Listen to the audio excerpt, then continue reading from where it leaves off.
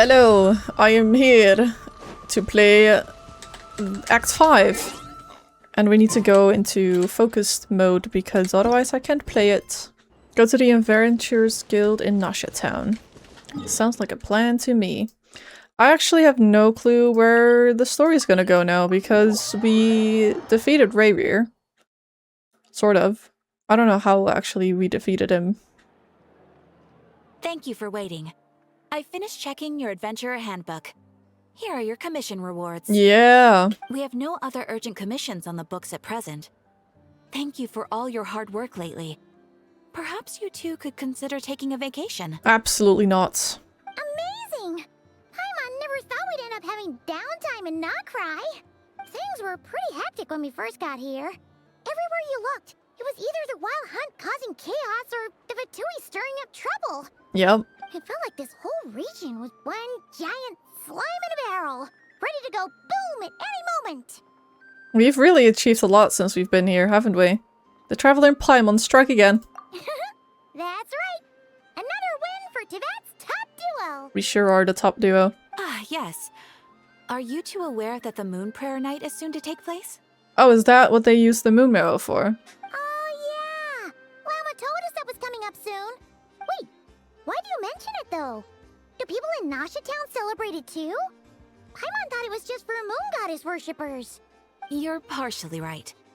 Most people in Nasha Town just see the festival as an opportunity to do business. They do not concern themselves with the religious element. The festival was first celebrated by the Frost Moon Scions. On this day, they would wear moon prayer blossoms and celebrate the birth of the moon goddess through song and dance. They would also prepare food and handicrafts and give them as gifts to others. Over time, it became NOD-KRAI's most lively festival. That's fun. Oh, sounds like fun! I'm definitely up for it. Great! Well, in the meantime, since Catherine doesn't have any commissions for us, let's focus on some personal business instead. Like what? When we first got here, you mentioned that this was where your spaceship landed? Right.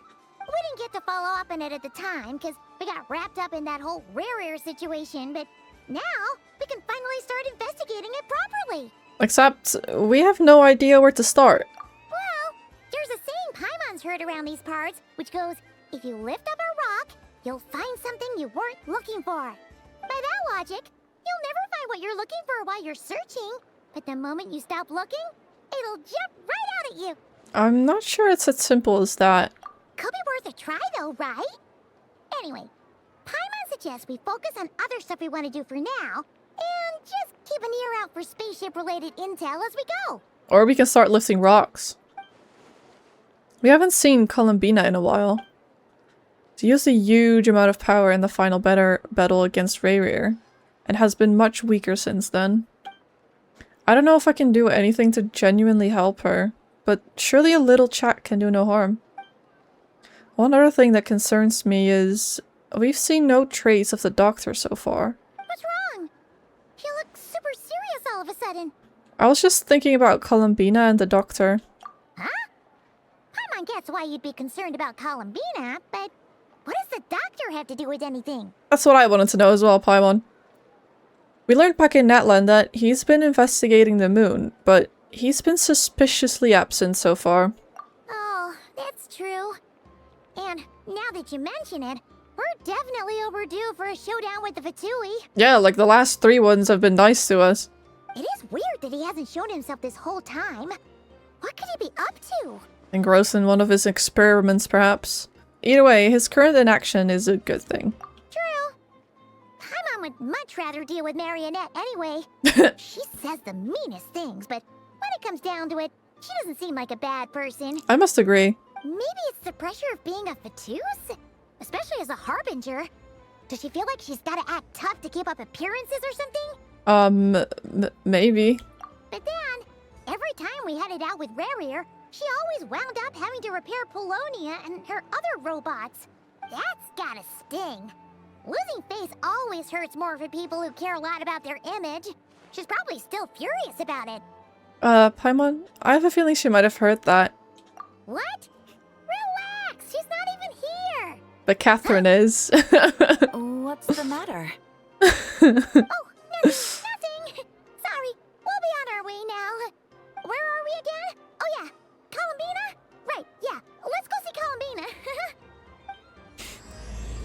Paimon. Oh no, I didn't get it at first either. I was like, maybe. I was like, why are you so unsure? It's because she's listening. She's everywhere. That guy's still doing jumping jacks. Do you guys remember this guy? Are you kidding? Columbina, Columbina, Columbina. Hey, she's sitting up. Is me sitting here a rare sight? Last time you were laying down. No, we just thought you'd be resting. Perhaps I would have been, were it not for the sudden arrival of some unexpected guests. My bad. Not that I consider it a disturbance. Okay, good. After all, you are the only ones who are free to enter. Would it not be a little unfriendly of me to lie down while we speak? I didn't realize you put so much thought into little things like that. Only sometimes. There have been moments lately where I think about you and your companions. In what sense? They are warm, mysterious, and cozy memories. Very few of my past memories are anything like that. They say that travelers return home bearing bags full of souvenirs. But my luggage was empty, and I believed it would stay that way. Return home? So, you're still planning on returning to the moon? Yes. This planet continues to reject me, reminding me that I do not belong here. That makes me sad. If I remain in Teyvat, there will come a day that I disintegrate. Okay, well that makes me And even I sadder. don't mean reduced to dust, or turned into food for the flowers. I mean, I will cease to exist entirely. Alright then. Well, we're sure gonna miss you. But it sounds like we'll have to say goodbye. How do you intend to return? The moon prayer night is soon to arrive. On that day, the moon will be closest to Teyvat. The Kuvaki in this land will reach its peak at that time. I merely need to grasp the tide, and with relatively little effort. Oh, Paimon gets it! It'll work like a slingshot! You make it sound like she's gonna get blasted up to the moon. If I did that, I suspect I would crash into the false sky. True. She's probably gonna teleport then, right? I will be using a much gentler approach. But I do like the analogy. It's fun. You see? She gets Paimon's sense of humor. Good. In the blink of an eye, the time has come to part ways. It does feel that way, doesn't it? Time seems to fly fastest when you are enjoying it. I have always thought of myself as a wanderer on this earth, and it has never expressed any desire to keep me here. Yet, just as I plan to depart, it tugs at my arm. Is this a gesture of affection? Or is the world mocking me? Oh. Were you hoping I can answer that? Yes, you are a traveler, so you must have a lot of experience in this area. Probably memories with the people. Then, what I would say is, enjoy the moment. That's right! Don't overthink it! Happiness is happiness and joy is joy! The point is to enjoy it, not analyze it! I see. Then what I would say is, even though I am very tired right now, I am still happy. Good. I can't tell from the tone of your voice. Oh, really? You don't think I sound happy? I'm just kidding. I could tell you were in a good mood today from the moment we saw you. Ah, a joke. Albeit not a funny one. Anyway, I assume you're here about you-know-what. Give me your hand. What? Actually, it's not that. There's something else we wanted to discuss with you. Oh, then do you still want to give me your hand? Or not? Sure. She's like, sure, we can hold hands. Thank you. So, I've heard that in the moon prayer nights of the past, people here would hold celebrations in the moon goddess's honor. Since you helped so much in our fight against the Rehir of Solnari, I think you deserve a farewell party before you return home. I haven't asked everyone else for their opinions on this yet, but I'd like to invite you to join the upcoming moon prayer night. It's a celebration for her anyway. I've never joined a moon prayer night before. I'm not sure what I would even do. Me neither. Oh, don't worry about that. We take care of everything. All you need to do is show up. And have a good time. There's no need to force it if you're not feeling strong enough. It's just, this kind of felt like a golden opportunity. But they call me Kutar, and the Fatui have an arrest warrant out for me. I shouldn't appear in public right now.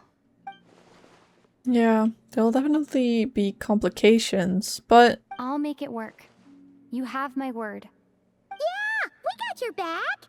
Well, she does. Paimon's actually not too sure what she's planning. All right, if you're sure. I will not refuse your invitation. I suppose it wouldn't hurt to pack a few more sights from this world into my suitcase before finally learning what my homeland looks like. Oh, if you see Lauma, please tell her that my answer to the question she asked me is neither yes nor no. okay.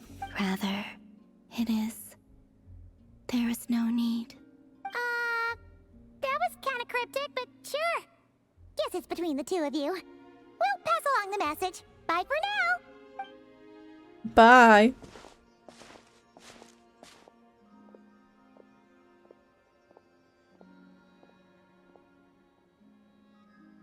Her power. She's turning weaker again. And also, I do not know. What do you not know? Since she's agreed to join the festival, let's go see who else wants to take part. Okay, Lauma's gotta be the person most familiar with the Moon Prayer Night. for We should sure. start with her. Also, what exactly is your plan to keep her safe? Not sure yet. I'll figure something out. I'll be your personal bodyguard. Serious? And Paimon even gave you her vote of confidence back there.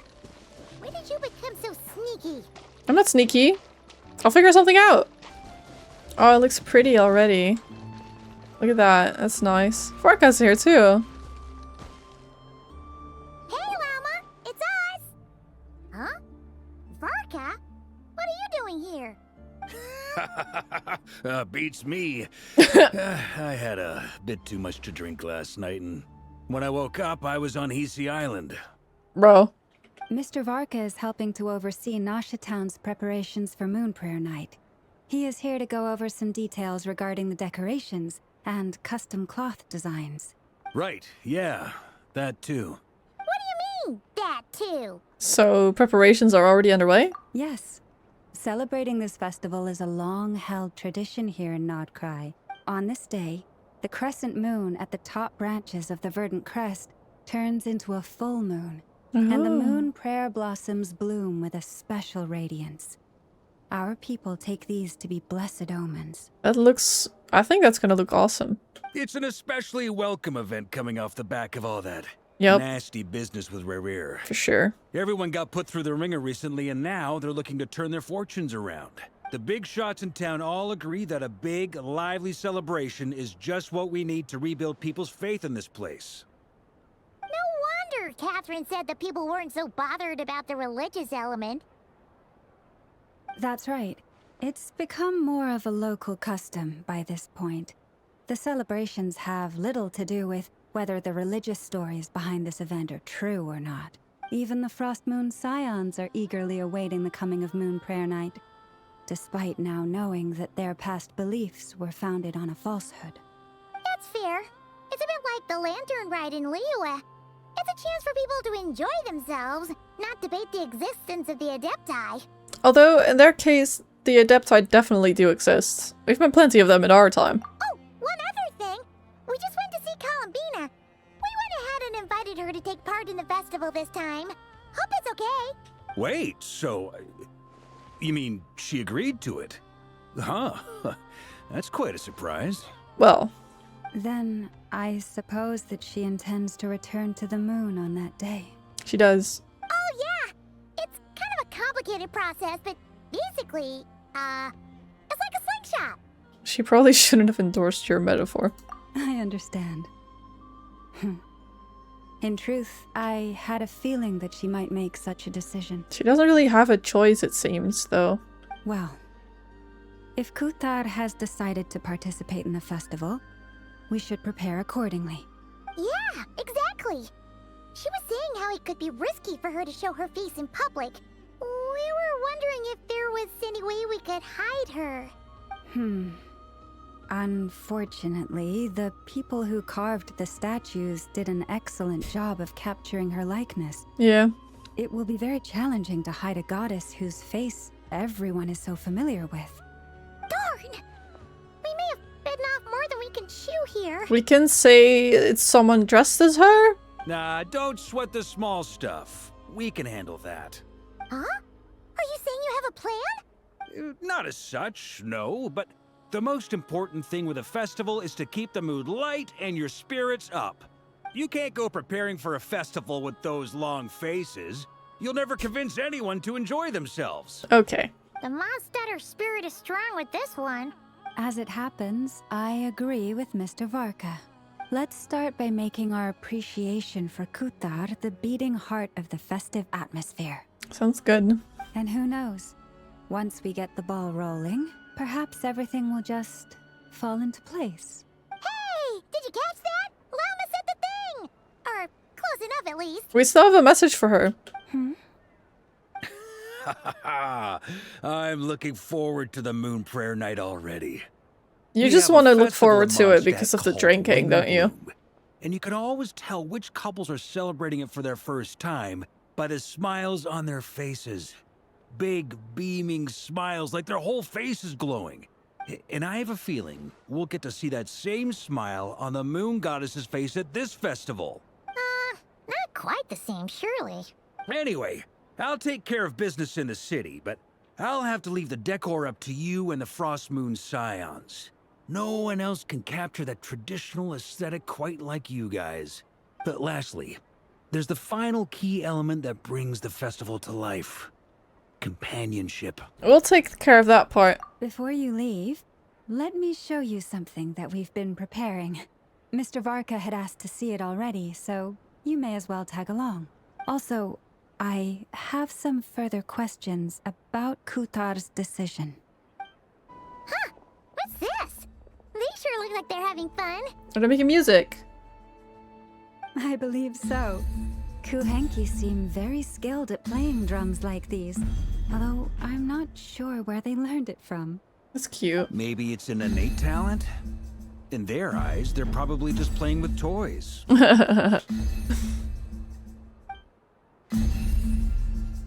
Oh. Wanatar! You want to play too? Guess not. Yeah. She looks more confused than anything. Maybe we can teach her next time if we get the chance.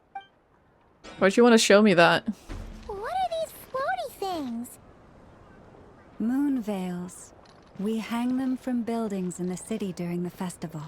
When you look at the sky through them, it creates a lovely misty effect. Everyone seems hard at work. Yep. They are preparing items for Moon Prayer Night. For instance, the sculpture being made over here. Wow. Mr. Varka and I were just finalizing the details of where it will be placed. What do you mean? Not right there? Ah, there she is. I didn't know the finished article would be so large. Not to worry, though. All the necessary arrangements have been made. Just let me know once it's ready, and I'll get some people to ship it over. You have my thanks. And over here, we are preparing a very traditional confection. Oh, look at all these colors! It looks great! Can Paimon try one? Of course. I have a feeling you'll like it a lot. You bet! Sweets and treats are Paimon's favorite! Oh, we know Paimon. If you included those in the Feast of the Moon, I bet Paimon would have joined the Frost Moon Scions by now. There will also be verdant crests like this present in Nasha Town during the festival. The timing of Moon Prayer Night is not completely set in advance. We make a rough estimate, then observe the changes in the verdant crests and moon prayer blossoms to guide us. As such, The weight itself is a fun feature of this particular festival. Look at them.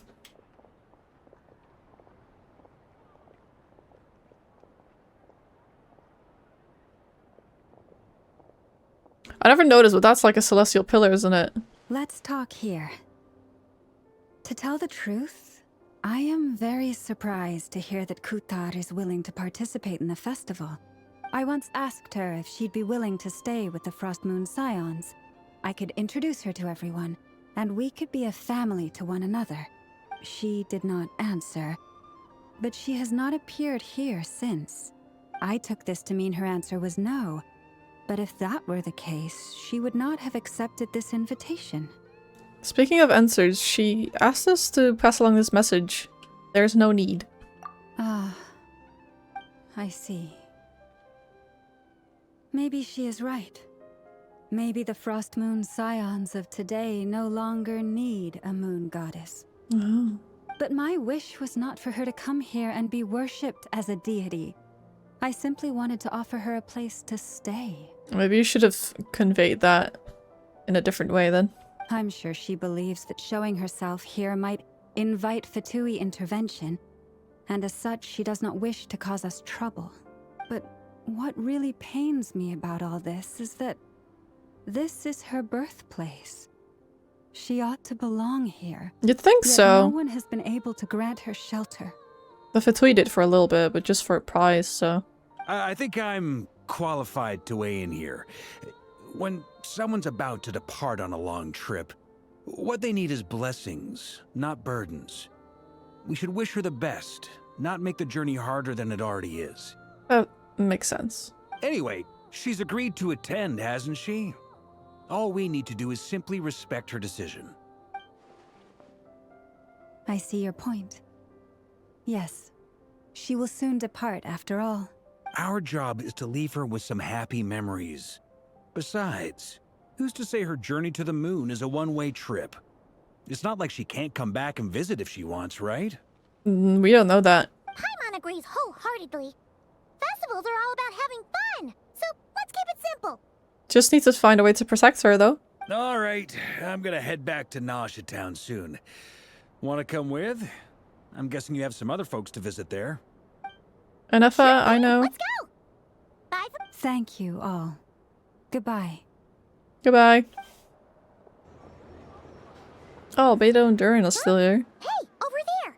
It's Durin and Albedo with Flint's. What could they be chatting about? Good old times. Ah, Grand Master, and the Traveler and Paimon. Hello there. It's been a while. Perfect. We have some new volunteers for our investigation. Sorry, what investigation? Wait, let me guess. The righteous Lightkeepers are finally ready to hunt down the Abyssal Dragon? Haha. Yes, that too. Yeah, right. Oh, wait. Why does everyone keep saying that too? Well, to be precise, the facts match, but not the causality. Wait, so I guessed right? What? Half right. Don't act so impressed with yourself. Paimon. Maybe I can explain. We ran into Mr. Flint's north of Nausea Town. At that time, we just noticed a few abyssal creatures out in the wild, but the strange thing was, I didn't detect any traces of abyssal energy on them at all. Now that's weird. On closer inspection, we realized that they were not real monsters, but something akin to reflections in the water, or perhaps a mirage. Right. Does that have something to do with the moon getting closer or something? Huh? What do you mean? Like, you could see them but not touch them? Exactly. It was very peculiar. They roared and tried to attack us, but we could not make any physical contact with them. I think I've heard of things like that happening in NOD-KRAI before, but I don't know much about it. Yes, it's a known phenomenon. Mirage-like illusions tend to appear in NOD-KRAI in the run-up to Moon Prayer Night. Well, that's what my guess was. From a distance, they appear quite real. I myself thought that Misters Durin and Albedo were locked in battle with abyssal monsters when I first arrived. But after sharing intel and investigating a little further, we can confirm that these illusions are harmless. I see. There is no great cause for concern. Well, I'm glad they weren't real. All the Mirage stories I've heard are either animals, rocks, or small houses. Abyssal monsters, though? That's a first. It's a first for me, too. So I'm planning to look into it further just to be on the safe side. I intend to inspect a few more locations. Sounds good. What about you two? Any plans? Alice contacted me a few days ago. She'd like me and Duran to assist her with an experiment. But we lost contact shortly after receiving the message. I'm sure that comes as no surprise to anyone familiar with her. We don't know when the wind will blow. Yet when the wind blows, we will know. That, in a nutshell, describes how Alice operates. Yeah, that tracks. Okay. Well, I suggest we investigate this Mirage business in the meantime. It's piqued my curiosity, and I'm pretty sure I know someone who will already be 10 steps ahead of us. Never. Well said. Right? Whatever's happening in NOD-KRAI, she always seems to be the first one to know. Let's go see what she knows. We can invite her and her staff to the festival while we're at it. What about these guys? Are they not invited? You're right. I have noticed. There's certainly something a little fishy about this situation. Only a little, though. Records indicate that this phenomenon can occur in the days before and following Moon Prayer Night. That said, it has always been a rare sight in the past. Well, they've only seen it once, so... The odds of encountering these phantoms are similar to looking up in the night sky, happening to see a shooting star, and managing to make a wish before it disappears. But this time, either everyone's getting lucky, or they're appearing far more frequently than usual. Yehoda's out gathering intel as we speak. Cool. In the meantime, let me check off some points of interest. First, the Abyss. The ones we saw seem to be abyssal monsters. Indeed. But we have identified one location where many more of them have made an appearance. And not just monsters, but human phantoms too. Given the scale and nature of the phantoms, it's almost as if someone's last memories are coming to life. Or perhaps the memories of multiple people. That's strange. Oh. So you mean the phantom monsters are hunting down the phantom humans? Exactly. The phantoms can interact with each other, but we have no means of intervening. Is it connected to Thalinda's or Ravier again? In addition, some of the human phantoms would seem to be from the very distant past. This is clear both from the clothing they wear and the stories they tell. They claim to be from Hyperborea, a name which I've heard from Lauma before. If this is true, it means they must be from 6,000 years ago. Did Paimon hear that right?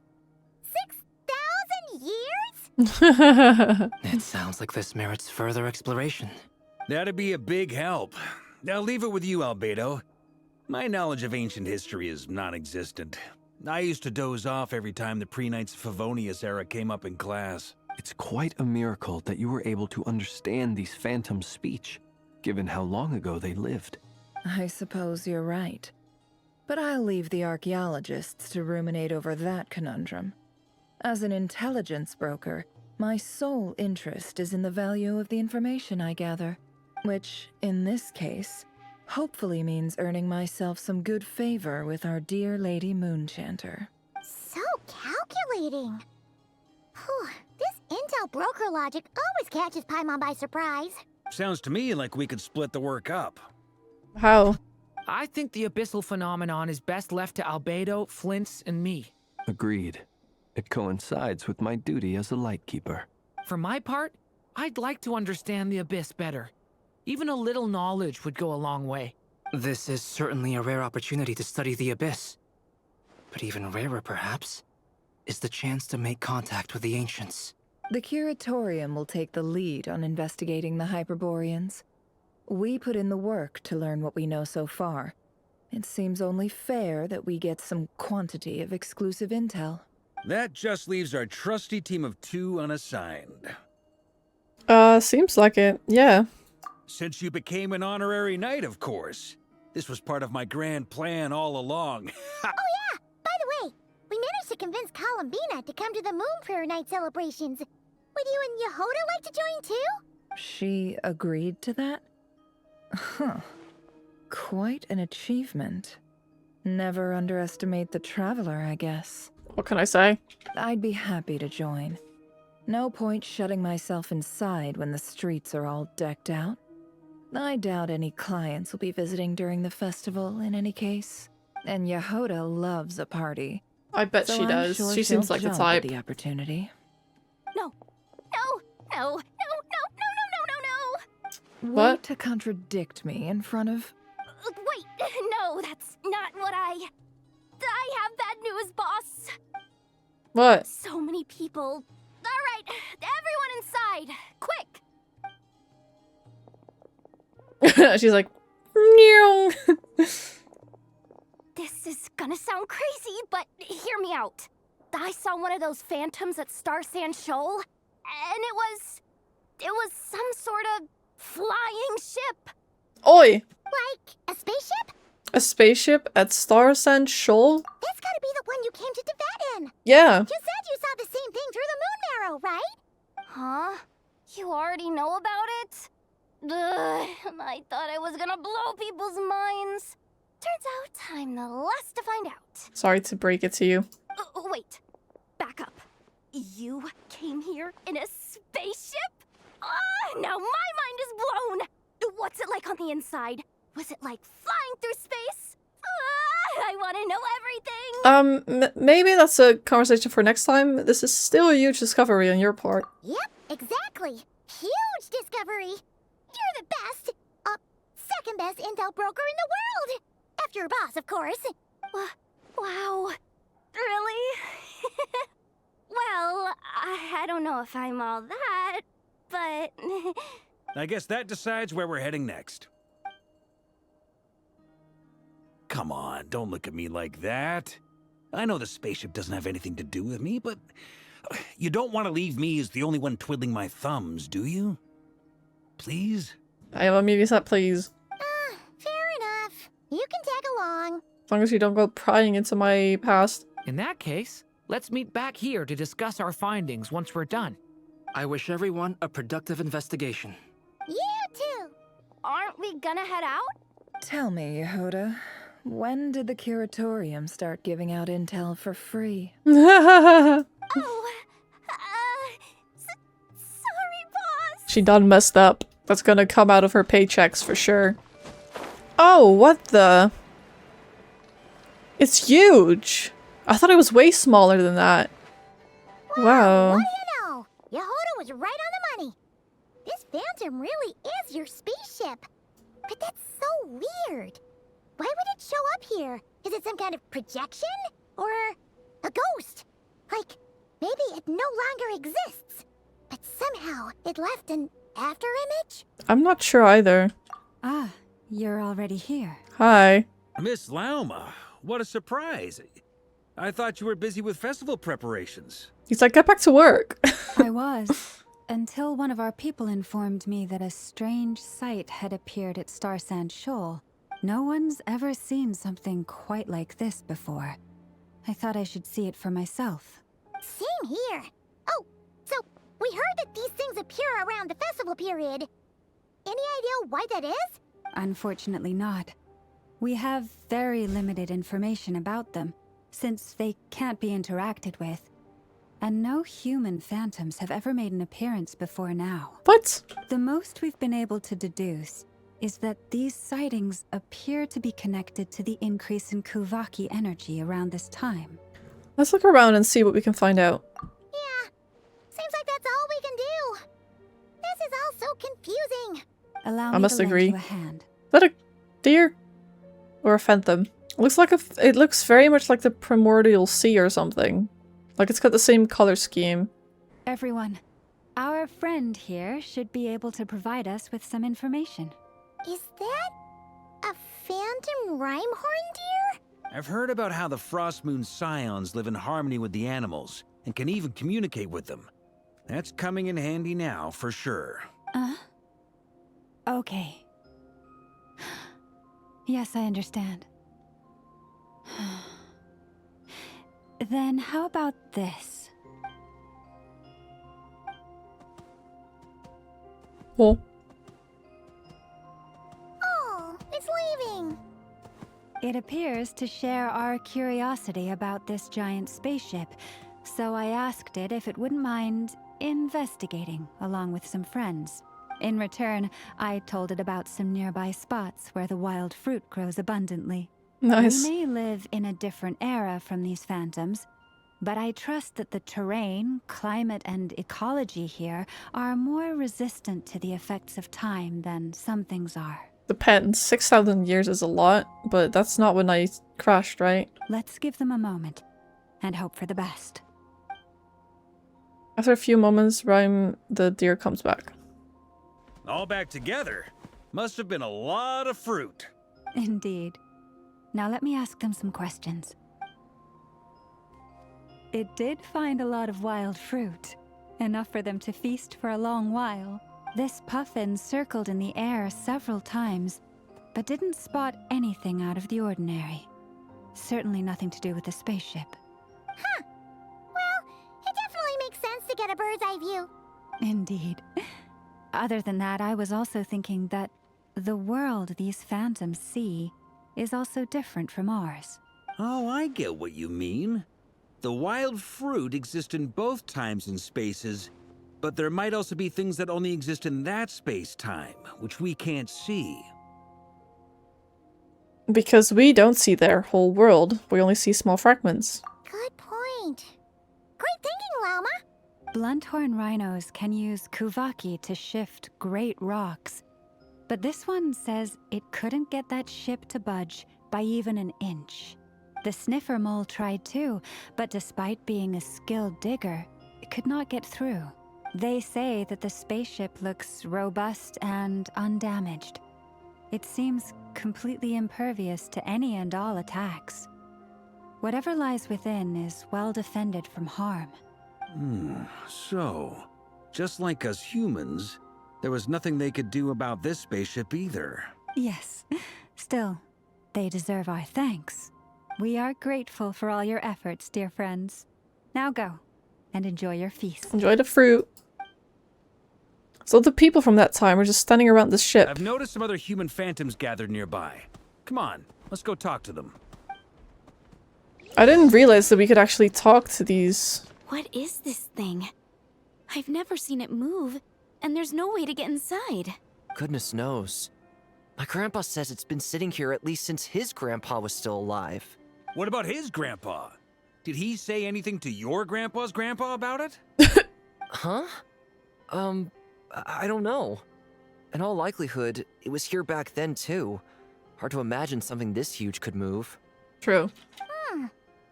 Guess that means that as far as they're concerned, this ship's been around a long time. Interesting. So this isn't right from after the crash. Come on, brothers. If we can get even a small chunk off of this thing, it's gotta be worth a fortune. Today is the day we strike it rich. Huh? You mean Paimon? Yes, brother, I shall join you. Let's make our fortune. We should go with them. What the? This thing is crazy tough. That's I can't crazy. even scratch it. What's it made of? Sorry, brother. Looks like we'll have to seek our fortunes elsewhere. Enjoying yourself? He's like I was just seeing acting. if I could influence this phantom's perception by playing. But nope, no dice. It's funny he tried. I'm sure we're all starting to build up an idea of what's going on here now that we've spoken to some of the people. These phantoms are reenacting real historical events in NOD-KRAI. It's almost like we're in some kind of interactive stage play. We can talk to the actors, but the plot is fixed and we can't influence it. It makes sense. History is set in stone. Yep. The objective facts of the past cannot be changed. Paimon totally thought you were just goofing around earlier. But actually, you were doing some serious investigating. Of course I was. Anyway, at this point, I think we're forced to conclude that although the Phantom spaceship is right there in front of us, we aren't going to learn much about it from these people. If only this showed the moment when my brother was searching for me. Maybe then I could have discovered why he wasn't in the spaceship. Or if it showed the moment when it disappeared, I might have found out who was piloting it and where they were headed. But no such luck. All we've seen is an arbitrary moment in time during its long stay here. Don't be discouraged. If nothing else, this is proof of the ship's existence. Yeah, but I already knew it existed. And think about it. So many people tried to hack their way inside, but no one could get the door open. It's made of very tough material. So who took it? To me, that says that we'll either find the ship itself or the story behind it. It's just a matter of time. Thanks, Varka. Huh. Every now and then, when Varka gets serious, he actually does seem like Grandmaster material for once. I wonder how the others are doing. Let's head back for now. Okay. Sounds good. Also, drinks are on me if Team Knights of Favonius is the first to finish. Okay. Wait, we have a team name now? I mean, we're just the Knights of Favonius. Am I in Team Knights of Favonius as well? No? You're very welcome to join. We've even got a cathedral ready for you. Isn't that technically blasphemy? I was gonna Dare say... make a joke like that if Barbados was in earshot. Nah, I'm sure Barbados doesn't mind a little harmless blasphemy once in a while. This is sad, because we can't help them. Oh, no! Get away! Oh.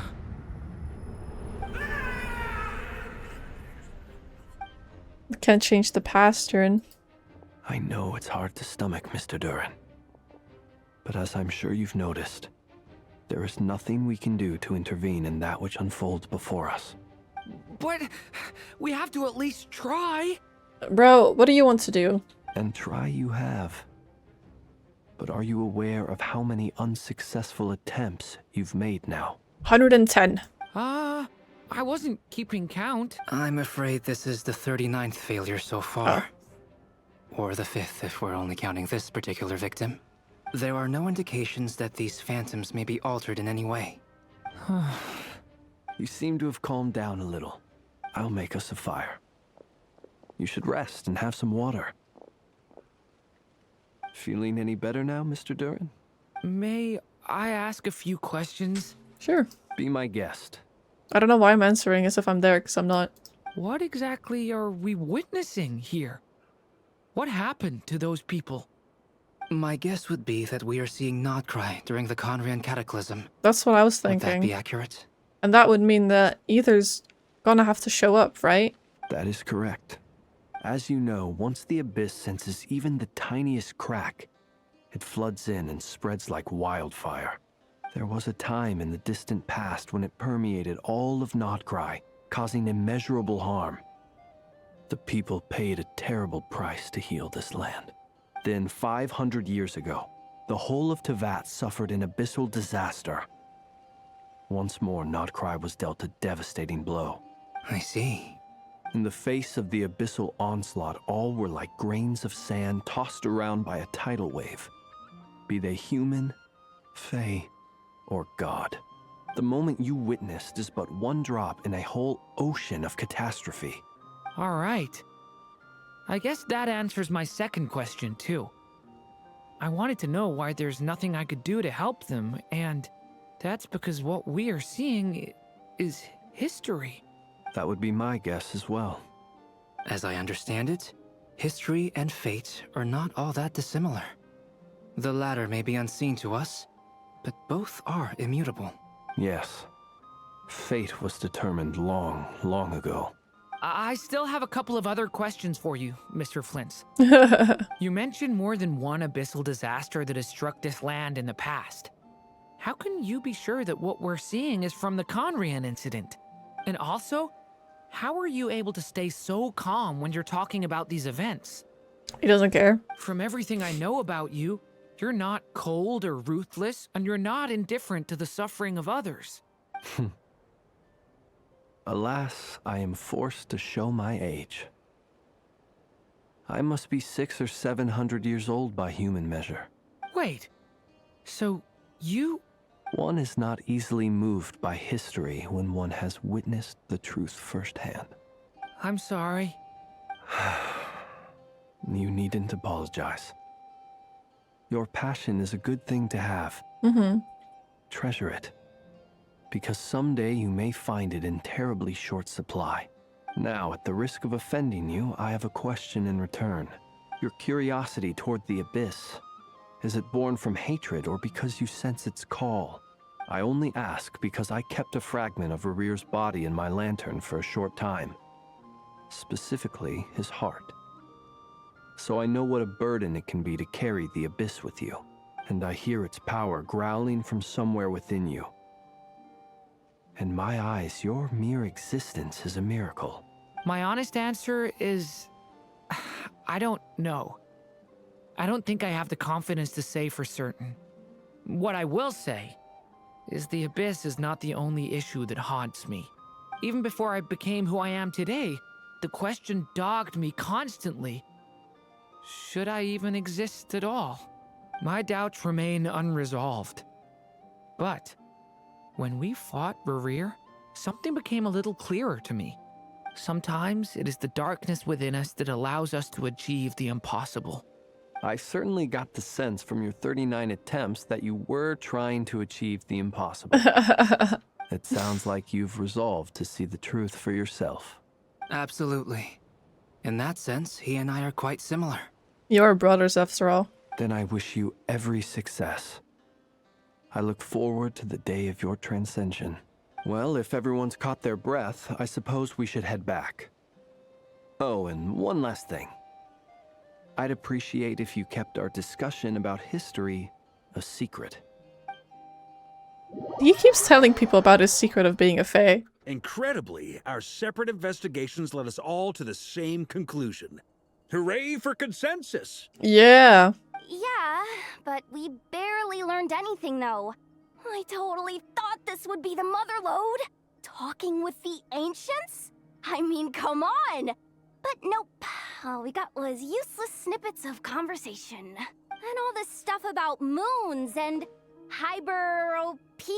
Hyperborea. Baloney. Seems like people back then had a few screws loose. I understand your frustration. We found the same issue. Each phantom only showed a very brief moment in time. There isn't much value to be found in these miscellaneous fragments of a civilization's history, no matter how glorious it may have been. If there's a silver lining, it's that these phantoms are harmless to the present reality. They shouldn't get in the way of the festivities. Paimon agrees. And not just because it's the first thing she understood in this whole conversation. You look disappointed, Nefer. Is something the matter? What do you think? We all worked our tails off, but the only one to gain anything from it was you, Lady Moonjanter. Well, please do share the Hyperborean records with me. I will gladly inscribe them in our people's documents. Oh, duh! Yeah! That was it! Hyperborea! I'm serious. Only an expert in the Frostmoon Scions and their history can turn these records into valuable research material. The alternative is to let them gather dust on the Curatorium's storage shelves until the pages turn yellow. Nefer, you're wise enough to know that cooperating and sharing the profits is the best course of action here. Well, that goes without saying. Sure, let's do that. She's not happy about it, though. Huh? But didn't you say we aren't supposed to give out intel for free? Sorry, shutting up. Now is not a good time to push Nefer's buttons. Anyway, back to Moon Prayer Night. I'm thinking that we should prepare something a little special, aside from the usual decorations and so on. You mean a parting gift? Can't go wrong with food. Although, does food go bad on the moon? Perhaps a lantern would be a better choice. It might be dark up there. It could prove difficult to light a lantern on the moon. Magical stones might serve that purpose better. What about a clockwork mecha model from Fontaine? I've got a whole bunch at home. I use them for fighting practice in my free time. None of these sound like things she would be even remotely interested in. So true. But we don't interact with her enough to know what she likes. Yeah. She likes the food that I It would brought. really save us the guesswork if someone could find out what she's into. Okay. Great. Wait, what the? Traveler? They're all looking at you. Okay, I got it. I'll find a chance to ask her. Great! Haha, problem solved. Now, I need to stop by Dory's. Gonna need her help sourcing a bunch of stuff for the festival. Then let's leave it there for now. We all have our own business to attend to. Traveler, if you find out what Kutar likes, let us know right away. Gotcha. She wanted to try painting. I remember that. Is something the matter? That's my line, Durin. You seem a little down. I'm fine. It's just... I'm still feeling a little rattled after witnessing the horrors of the Abyss. But it's okay. This is something I have to work through. I'll be all right. Thanks for your concern. Cool. Well, don't put too much pressure on yourself. If you ever feel like something's wrong, physically or mentally, we're here to talk. Don't forget, I'm a member of the Knights of Favonius. You can always rely on me. Come on. Stop treating me like a kid. But you are. You're a kid. Mini Durin. I like that it disables my team in here. Because it's like only Lumines allowed in here. Not any of the other characters. Columbina, we're back! Huh? She's not here. I can't sense her presence at all. Weren't there a few Kuhenki here last time too? Where did they all go? Maybe she took them out for walkies? Walkies? For Kuhenki? You're not pets, you know. Oh well, looks like we just came at a bad time. Let's try again tomorrow. There's still a few days until Moon Prayer Night, so we're in no rush. Well. Besides, she needs time to rest anyway. Well, if she's not here, she's not resting. She hiding from me? Surely not. What about the flowers, Lumine? You didn't notice the flowers. Oh no, she's growing even weaker. She's grown very weak. Oh, how strange. Looks like she still isn't here. This is a bit odd. Right? It's not like her to spend so much time outside. Especially since she's worried about attracting unwanted attention. By the looks of it, she hasn't been back all day. What about Luonatar? Luonatar, you there? Oh, you're there. Hey! Do you know where Columbina went? No? Sorry, didn't understand. But if you know where she is, could you take us to her? No.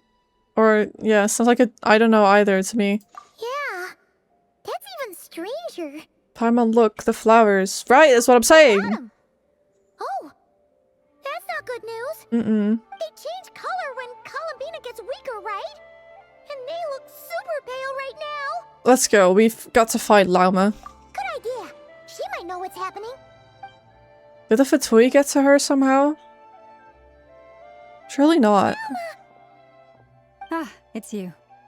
How is Kutar? Is she okay? She's missing. Has she visited the Frostmoon Scions? No, she hasn't. I came here to check on her after I noticed the flowers had changed color. Based on past precedent, she must be very weak right now. Even getting up to walk would be a struggle. It seems unlikely that she wandered off outside. But she did, though. You again. Not to mention that she doesn't do that at the best of times either. So yeah, this is super weird. Has anyone approached Silver Moon Hall lately? No. Very few people are in the know about Kutar's whereabouts. And if anyone suspicious had visited, they'd have left some sort of evidence. Come on, let's go to Nasha Town. If anyone has seen her, someone there will know about it. It's NOD-KRAI's information hub after all. Makes sense. Let's go! How can she just be missing? How's that possible? What's that? Wait a moment. Is it just Paimon, or is this stall kind of suspicious? It's never been here before, right? No, I don't recognize it. Me neither. Alas, your free and easy adventure time is over. Now, Prepare to face the final boss of NOD-KRAI. Is that Alice? Whoa! Where'd that voice come from? Not sure, but it's definitely hostile. Not her then? No, not that way. The final boss is right here. What, the mole? The sniffer mole? That's the final boss? Surely not. That voice is a little familiar. Okay, the jig is up. I'll stop teasing you. Turn around. I'm right behind you. It is Alice. It seems I've managed to leave quite an indelible impression, even though you've never seen my face. Oh, nothing could make a great mage more pleased with herself. Oh my gosh, I never expected to actually see her right now. Wow! That's crazy! Hi, Alice. Wait, she's talking to me directly. That's crazy. What is going on? Don't worry about it. I've heard that all the big shots in Teyvat have long, wordy titles that stun people speechless when they make their entrance.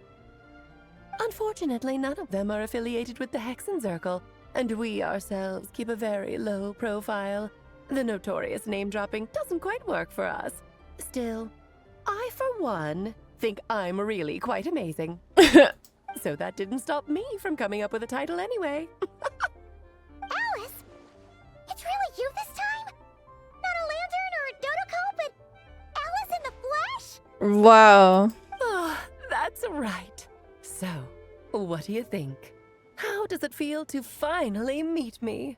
I'm like starstruck a little, to be honest. She's been like a big part of the story and like the events, and just we never saw her, and now she's just here. You look just like Klee. Oh, that's the first thing you thought. I did because of the ears. But that actually makes me very happy. Oh. Because that means that when Klee grows up, she'll be just as stunningly beautiful as her mother. Oh.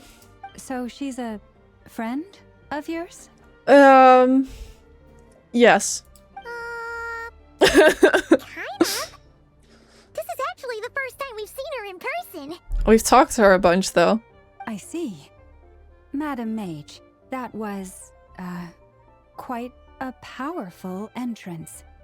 I certainly won't be forgetting it anytime soon. Llama's so confused. It's okay, Llama, don't force it. Paimon will do the honors. This is Alice from the Hexenzirkel. She's a friend of ours. And of Arcus, too. She's helped us a lot in the past. That's right. She's a good person, just kinda unpredictable. I thought she was also one of the 5 sinners now, because she's Rhindaughter, but she seems chill, so I don't know. Well, what is the human heart if not unpredictable? Hmm? If we could not do as we please, how would we differ from machines? I am Lauma, Moon Chanter of the Frost Moon Scions. It is a pleasure to meet you. Oh, I know. Before you got here, I spent a good, 15 minutes getting up to speed on NOD-KRAI's present situation. In other words, I've read the whole in the last episode part, so we can skip the pleasantries. Fair enough. Well, Miss Alice, I can already tell that you have quite a unique personality. I don't think Lima likes her. I like her, though. He'll get used to it. Paimon sure is. So anyway, what are you doing in NOD-KRAI, Alice? Oh, I thought I told you already. This time, I'm the final boss. What do you mean? And what a formidable foe I shall be. Powerful, confident, decisive, and good luck finding my weak spot. You will never succeed. I'm going to send a formal request for Jean to put you in solitary. Oh, drat. My one weakness, and you found it in an instant. Fate has been dealt a devastating blow. Thus falls the great Dodo King. Why are you playing along with this nonsense? Because it's fun. For funsies, of course. What's wrong, Paimon? Are you disappointed in me? Am I a gigantic letdown? No, it's just... You seem like a busy lady. And this is the one time you've shown up in person. Paimon figured it would be for something more high stakes than just goofing around. I bet it is. You're quite right. I'm here in NOD-KRAI because something big happened. Something big enough it caught the attention of the Hexen Circle. It concerns the 3 moons, Tevat's borders, and of course, the moon goddess you are currently searching for. Do you know where Columbia is? Kind of. Why don't we discuss this over a pot of tea? Okay, now you sound like Marionette. My main reason for coming on this trip to Tevat was, of course, to have some fun. But I do technically have a job to do as well. Namely, maintaining the stability of Tevat's borders. Because she wants to return to the moon? I'll skip over the complicated parts. But to sum it up, abyssal energies are all that lie beyond Tevat's border. We'd find ourselves in a real pickle if they ever made it through. And the phantoms you've been seeing are a sign that the border has been disturbed. Okay. So that's something got to do with the sky? Tend to show up around Moon Prayer Night. Is it because the real moon is now so close to us that its power can cross the border? In part, but only a negligible amount passes through. Just enough to influence the verdant crests and so on. And as you've noticed, there has been an unprecedented number of phantoms appearing this year. The influence of the moon beyond the border cannot explain this. No, there is another far greater factor at play. Which would be? The trilunar syzygy. A trilunar syzygy. Eons ago, before the heavenly principles came to Tevat, it was the then 3 moon goddesses who controlled the laws of this world. You're talking about life, death, and such, aren't you? Oh, that's exactly it. The 3 goddesses split these powers amongst themselves, promising never to consolidate them into one singular body. This was meant to keep the world stable. Is it because Columbina had the power of the 3 moon goddesses, like, all inside of her a little bit? Is that why something's happening now? But, fast forwarding to the present, the eternal moon's marrow is with you, while the iridescent moon's marrow, which should never have appeared in this world, has been retrieved. Add that to the presence of a moon goddess in the flesh and... the power of all 3 moons is gathered here in NOD-KRAI. There hasn't been an event like this since the War of Funerary Flame. Did the Knave not go back to Snezhnaya? And it's having a noticeable effect on Tevat's borders. Why are you so concerned about said borders, if I might ask? Because I wish to give my darling daughter a peaceful, sunny environment to grow up in. Is that a good enough reason? Kinda sounds like you're dodging the question, but it does make sense. Well, that's one reason anyway, and the most important one. The others are a little complicated to explain. For instance, cleaning up after dearest Miss R. Albedo could tell you more about that if you're curious. But right now, I have a more important question to ask you. Why are you collecting the moon marrows? Columbina wants to use their powers to return home. I see. Nicole told me about that legend once. Nicole? You mean Mage Anne? Oh, so you remember. We heard her voice in Fontaine. Yes, of course. That was a story about fate, her area of expertise. Oh, right. But back to the story of our When we were dear talking moon with goddess. Mona. I'm afraid her intended method of returning to the moon is unlikely to work anymore. Oh no. What does that mean? She may be missing, but she hasn't gone anywhere. She has disappeared. What do you mean? Once ago, the damselette who lived here walked the line between dreams and reality.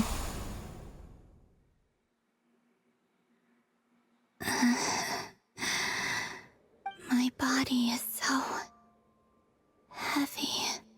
Wait, no. It's my mind that's heavy. My arms and legs are as light as a feather.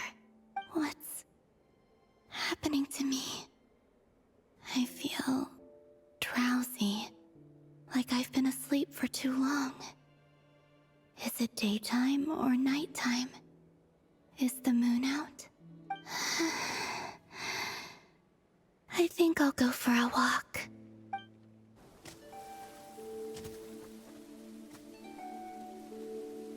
Are you out for a walk too? Huh? Oh no, she's genuinely like disappearing from the world. Oh. Please tell me she can come back. The day has come at last. That's so cruel.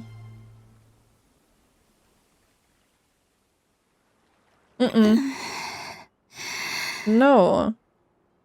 Have I grown so weak that I can't even sustain my physical form? But Moon Prayer Night is nearly here. I was so close to returning home. She's gonna return home, surely. Death is near. Is this how it ends for me? Will I return to the moon after I disappear? Or... I don't want it to end like this. Don't let it end. Don't give up. So far, at least, I still exist. Even if not physically, I can still feel. But as my power wanes, I'm sure that too will fade. I suppose I might take one final look at this world. The world where I was born. And that's why she's gone. This may be your last chance to visit the Frost Moon Enclave. Don't let it slip away. Come on! Come on! Wait for me! The Frost Moon Enclave. How much it has changed since I was born. These decorations, they're so heavy. It's times like these when you kind of wish men could be priestesses and acolytes too. How fascinating. I've never had the chance to be privy to people's private lives in this way. In the past, people would get so solemn and serious the moment I showed my face. Like they were frozen stiff. Karina, Lametti, it's time to eat. Coming! I want to watch them a little longer. So just fill these balloons with air, right? Yep. Try a couple now to test things out. The rest can wait till Moon Prayer Night. Think fast. Rita! Teasing an acolyte of the Frost Moon Scions? Surely that's a punishable offense. Take this! Huh? Alright, enough horsing around. Lady Lauma gave us a task. We should get back to it. The task is just to check that the balloons don't leak, right? Doesn't matter if we fill them with air or water. Okay, you got me there. And you got me there. But still, we can't use all the balloons before the festival even starts.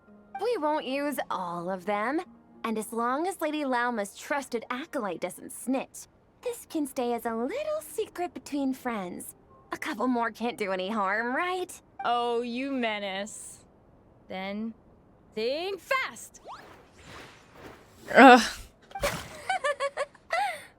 Is pumping a balloon full of water really so much fun?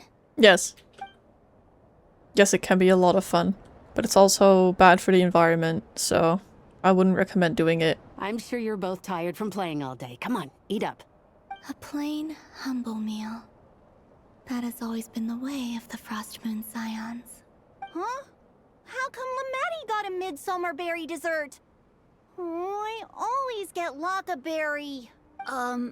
I don't mind sharing. You can have a bite of mine if I get to have a bite of yours. They're sharing food? I've never shared food with anyone before. Even at the Harbinger tea parties, everyone just ate off their own plate.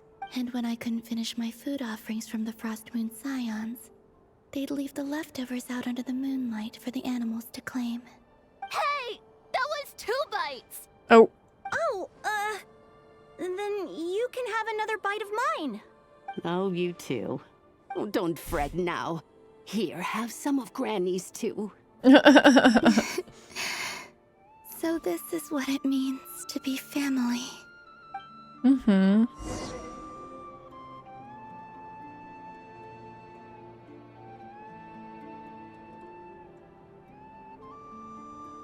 I'm seeing so much that I'd never usually get to see.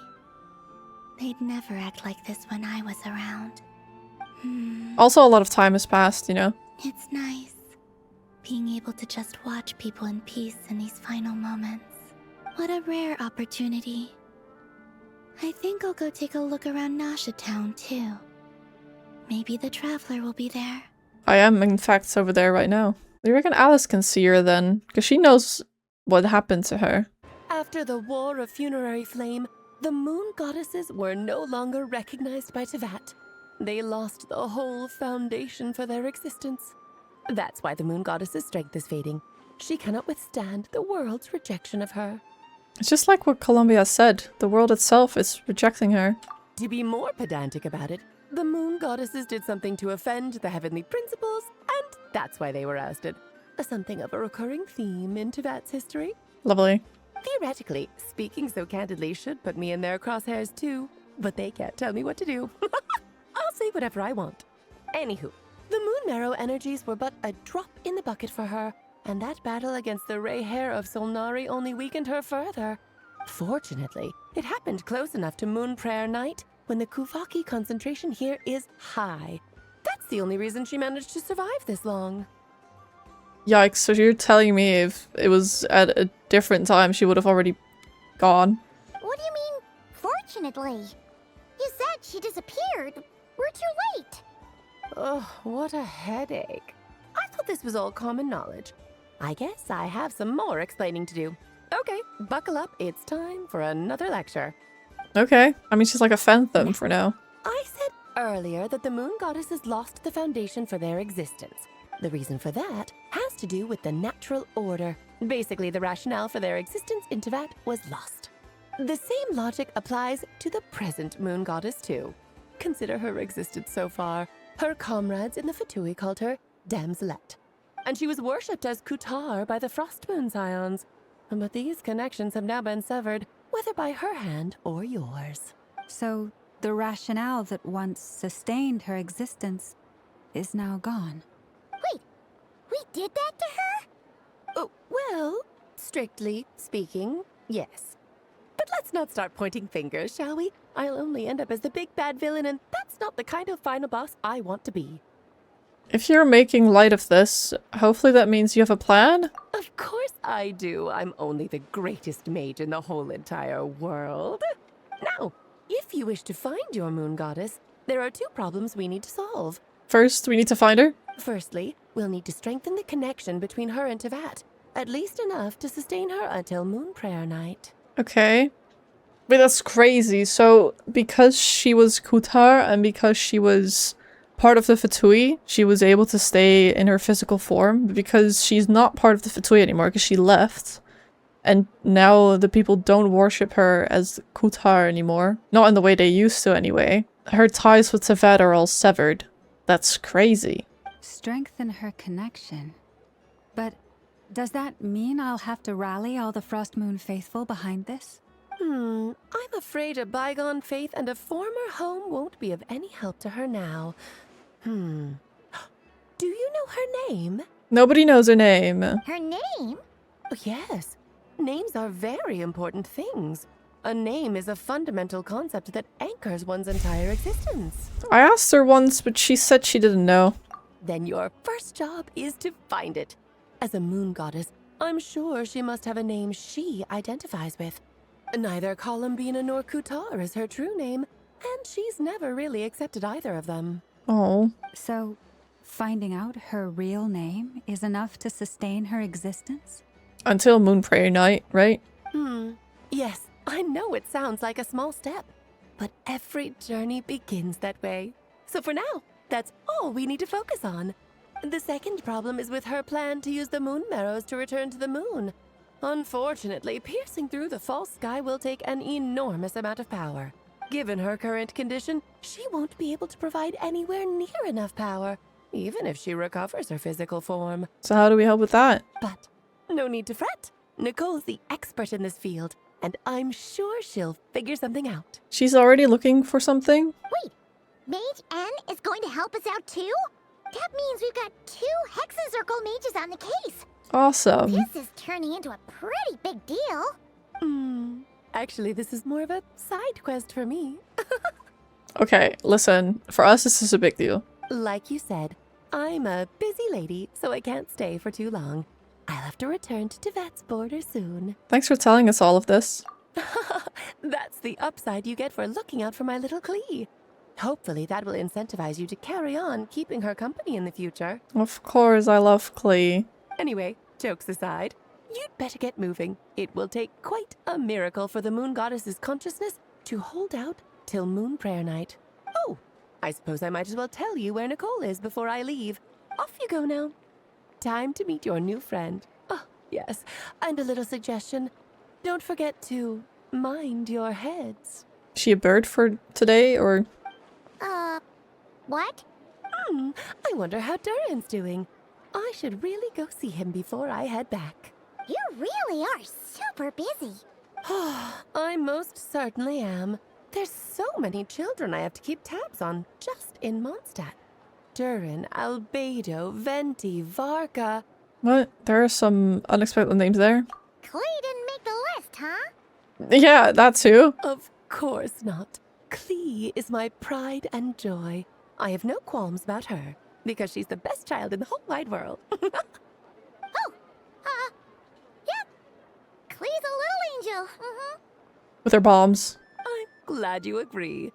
Well, all the best. See you when I see you. Bye.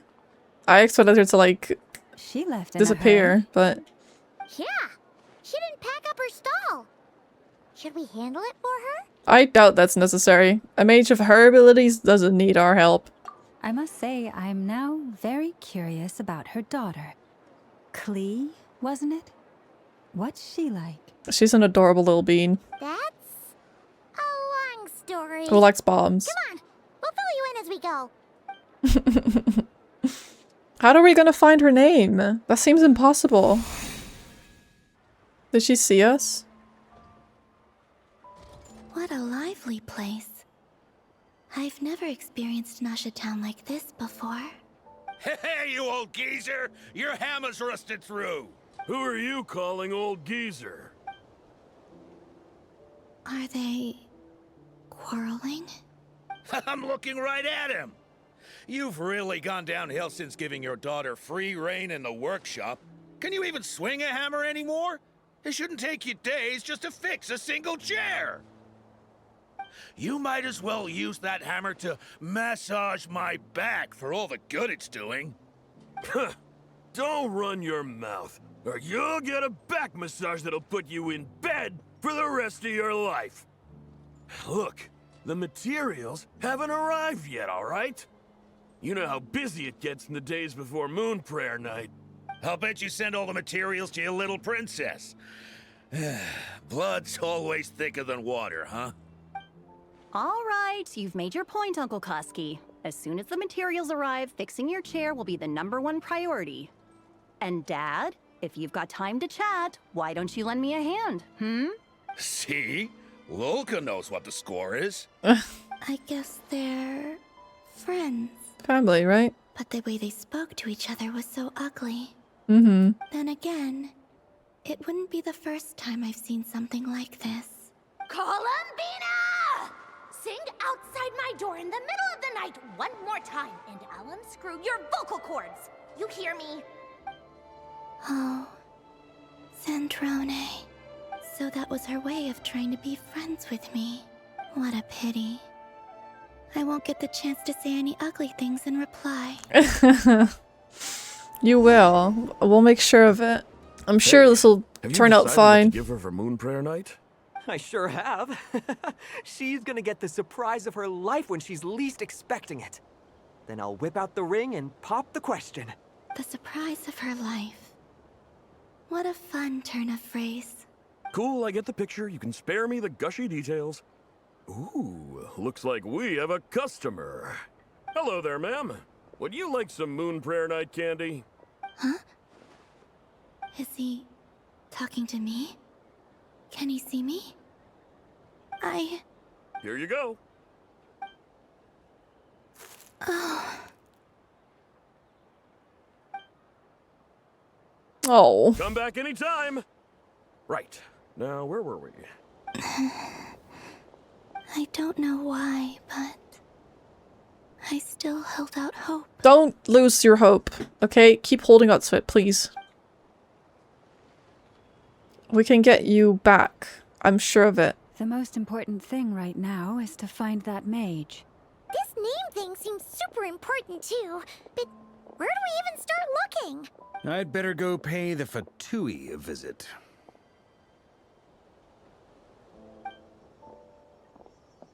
Oh.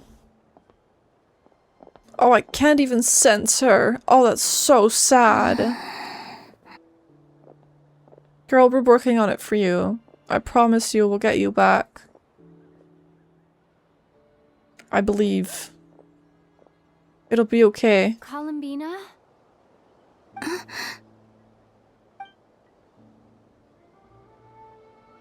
Can I see her or do I just sense her?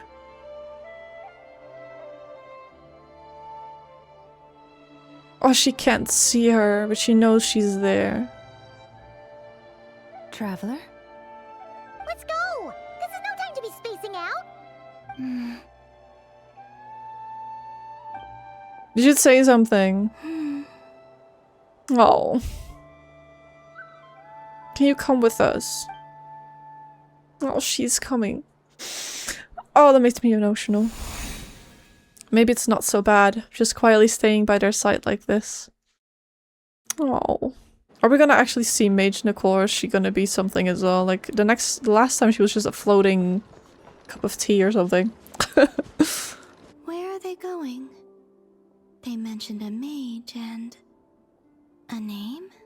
So, Mr. Varka, are you acquainted with this Nicole? Or should I call her Mage N? Ah, not really. We've never met, though she has come up in conversation. From what I've gathered, Alice kinda took Nicole under her wing. Taught her how to speak in a more ladylike fashion, that kind of thing. Huh.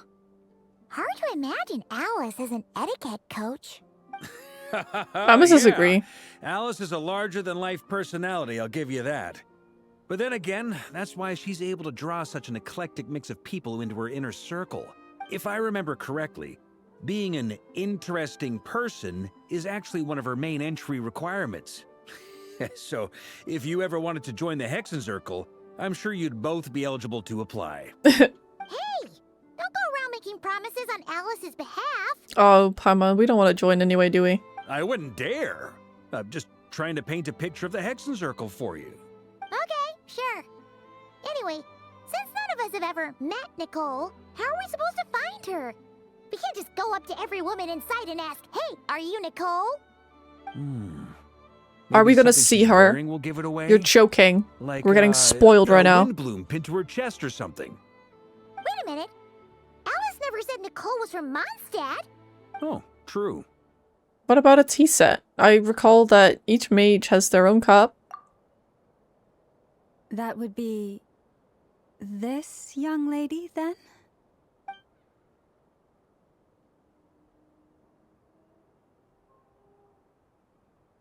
Nicole! Sorry to disturb you, but are you Miss Nicole? Varka, Knight of Boreas of the Knights of Favonius. Alice might have mentioned me before. Have we got the wrong person? Sorry. Well, this is awkward. When I shook my head, I meant, no, Alice hasn't mentioned you before. Huh? Where is this voice coming from? I'm confused. My apologies. For certain reasons, I am unable to speak. This is the only way I can communicate with you. That's strange. It might take some getting used to, but I hope you can understand. Hey, it's fine. I'm more shocked by the fact that Alice never speaks about me. Why? As for you two, we have crossed paths twice before, but it is nonetheless a pleasure to finally meet you. It's really you! Thanks for all your guidance in the past! You're quite welcome. This time, things are different. We have reached the unwritten pages of the story. You might say that we stand at the crossroads of fate. Wait, really? Unwritten? Now then, allow me to formally introduce myself.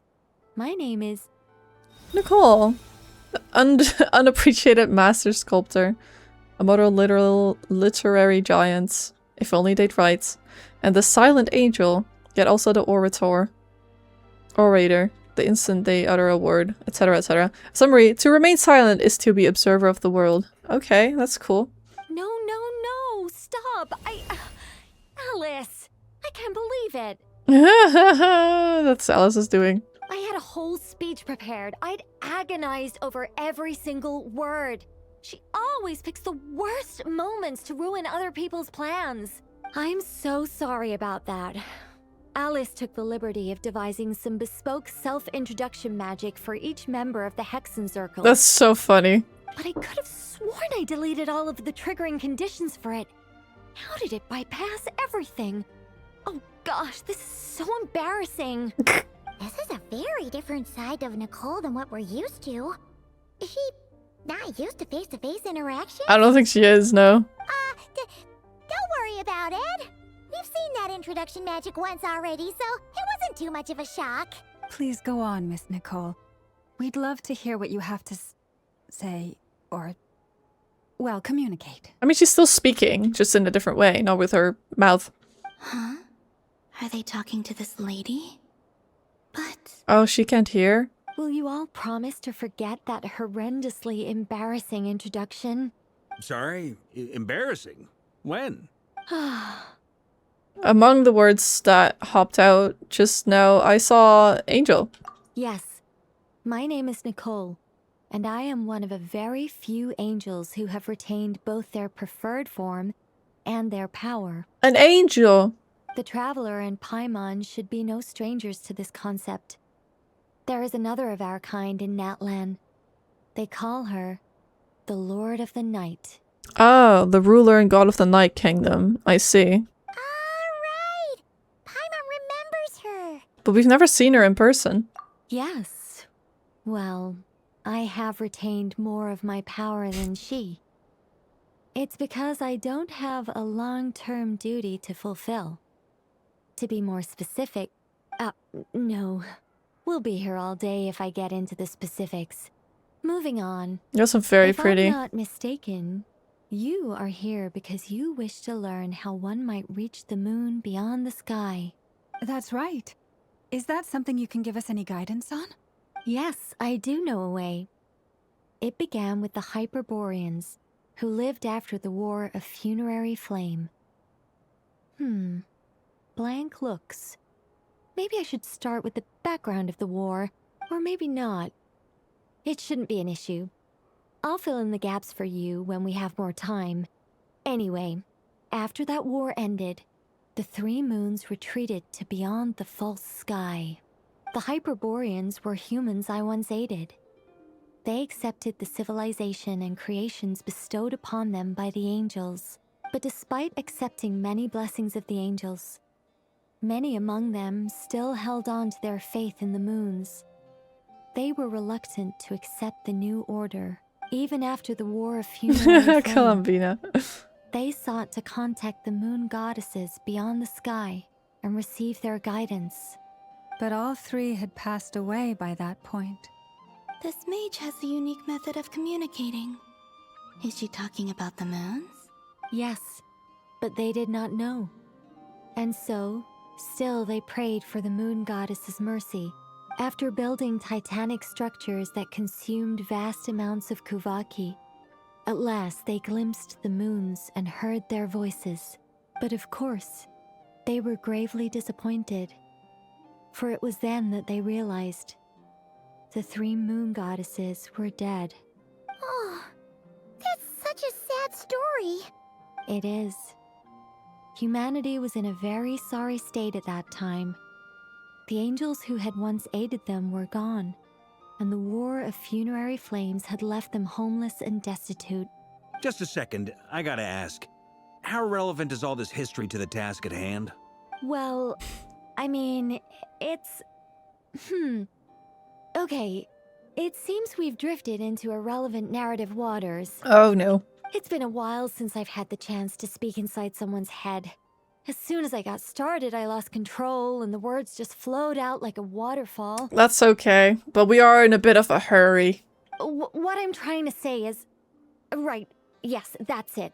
The relevant part is the ritual created by the Hyperboreans. The fact that they bypassed the false sky and saw the true moons implies that they successfully built a connection between Teyvat and the outside world, which means, with enough Kuvaki and a sufficiently stable connection, it should be feasible to send one person over the border. Okay, so they built some kind of portal? Oh, yes. A portal. Yes. Why do you say it like that? Is something wrong? You sound disappointed. I just didn't expect you to summarize it so well. It turns out I could have said all that in one word, if only I'd managed to think of it. No, please, it's fine. This is invaluable knowledge. I'll be sure to record and preserve everything in writing. Oh, really? Well, in that case, I suppose I could backtrack and add some more detail. I did gloss over a few things so far. Let's do it later. Whoa, whoa, whoa, time out. Let's summarize what we've got first. The Hyperboreans were the last ones to use this method, right? So we somehow need to find whatever structure they built and make sure there's enough Kuvaki to power it up. Luckily, we have the moon marrow of both the eternal and iridescent moons, so we're all good for Kuvaki. Which means the key issue we need to focus on is finding the place. Am I right so far? Yes. Although I expect the structure is long gone by now. That said, what if we could take advantage of the phantoms to travel back to a time when it still existed? Well, travel back isn't quite accurate. It's more like we'd be creating a handshake between 2 points in space-time. We wouldn't even have to pick a time when it still existed. It could just be a time when it still appeared in phantom form via projection, or we could project our own phantoms, fold them together at... I don't understand, girl. You look lost. Was that too hard to follow? Yes. Yeah, things got a little, technical there. Paimon's brain is reaching capacity. All right. Let me think about how to put this more simply. Okay, got it. Over the next few days, I'll search for phantoms that we can use.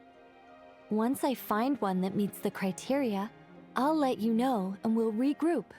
By completing certain rituals, specific individuals will be able to enter the phantom and make it to the Hyperborean structure. If everything checks out and it looks feasible, we'll just need to wait for Moon Prayer Night, and we can send the Moon Goddess back home. I'm really skimping on the detail here. Is this making any sense at all? A little more? I think so. For now, we'll just wait to hear from you. Yes. Basically, yes. Great. Counting on you. In the meantime, we'll focus on finding the Moon Goddess's name. My name? Are they looking for a way to stop me from disappearing? Yes. Excuse me, Miss... Llama. Go on, Miss Nicole. This conversation was a little all over the place. I didn't catch your name.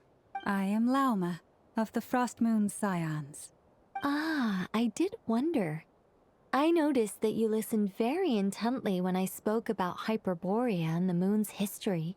It's because she's interested. If you'd be interested, I'd love to visit you this evening and go through it again in greater detail. Also, if you were serious about making a record, it would be too risky to simply write down the raw details as is. I would suggest some tweaks. Maybe rewrite the stories as fairy tales or fables, perhaps even prayers. Anyway, we can cross that bridge when we come to it. Why, the Heavenly Principles or So, something? See you later, then? Oh, and no need to prepare anything. Just a cup of tea will do. See ya! Bye, Nicole. That's crazy. She seems friendly. It's just... It's so nice to find someone who's actually willing to listen. I've been dying for a chance to finally go through all this systematically from start to finish. Any longer and I'd probably start forgetting it. Now Paimon gets why Alice told us to mind our heads. I see. What did I tell you? A lot of quirky people in Alice's orbit. Now then, the next order of business is, where do we start looking for the moon goddess's name? See, I thought she would know, but... Maybe the rest of what Nicole has to say might give us some clues. Once I've heard her out, I'll summarize the salient points and share them with you all. I'm also inclined to review our other documents. Yes, our faith was first established by our Hyperborean ancestors, but many of the more factually accurate records are from after Kutar's birth. I have a hunch that the Fatui might know something too. Sounds like we're gonna follow Columbina's journey through Devat, huh? In that case, we'll start by heading to the Frostmoon Enclave. Sounds like a plan. Take this with you. I'll see about getting in touch with the Fatui. It'll probably just be Arlecchino and Sandroni again. They're the only ones who would want to help. Probably, yeah. Thank you, Mr. Varka. And be careful, because it's mention still the Fatui. Honestly, I'm more comfortable dealing with the Fatui than prying into the details of a young lady's childhood. Catch you later. I should follow them, just in case there's some way that I can help. Oh, it's nice knowing that she's with us. A while ago, I took the time to organize all documents in our possession that pertain to Kutar. What you see here is the material I consider reliable. You're saying there's unreliable material too? Surely. Yes. Most of the information we have was transmitted through an oral tradition. Inevitably, some of her stories were mythologized and deified over the years through countless retellings. That's why I organized them into reliable and unreliable. There's no sense seeking answers in history unless we can ensure the veracity of the historical record. Makes sense. Alright, let's take a look through. Clear and concise would be one way to describe the writing style of these historical records, but you could just as easily describe them as terse and dry. As Lama already knows the material like the back of her hand, the quest to find any new information in these texts is tough going. Almost all these records refer to Kutar instead of Columbina. Although neither of those is her real name. Paimon's not sure what point she's trying to make. What we can gather from these records is that the Frostmoon Scions worshipped her as a god, placing impossible expectations upon her. I cannot fault them for their earnest faith, but for all their devotion, worshipping her day in, day out changed nothing. I imagine that none of it resonated with Columbina. It wouldn't surprise me if, even back then, she had already begun to reject the name Kutar and everything it represented. Lama speaks the truth. When I heard them call upon Kutar with hope and expectation in their voices, they may as well have been calling upon somebody else. When you were organizing these texts, what criteria did you use? Well, that's a bit complicated. I looked at the level of detail, perceived authenticity, prose style, and how realistic their portrayal of Kutar seemed to be. Amongst the Frostmoon Scions of today, only I know of her existence, and I alone have spoken to her face to face. As such, I know that there are certain things she simply would never do. That being said, I have sensed some changes in her lately. Changes? Me? Seems like this is getting us nowhere. For what it's worth, why don't we check the unreliable sources too? Yeah, I'm thinking maybe her name's in there somewhere. Sure. Give me a moment. Exerting but a fraction of her divine might, Kutar sheared a great mass from the snow-capped mountain and cast it into the sea, upon whose surface shone the mirror image of the moon. Thus was formed the island of Hisi.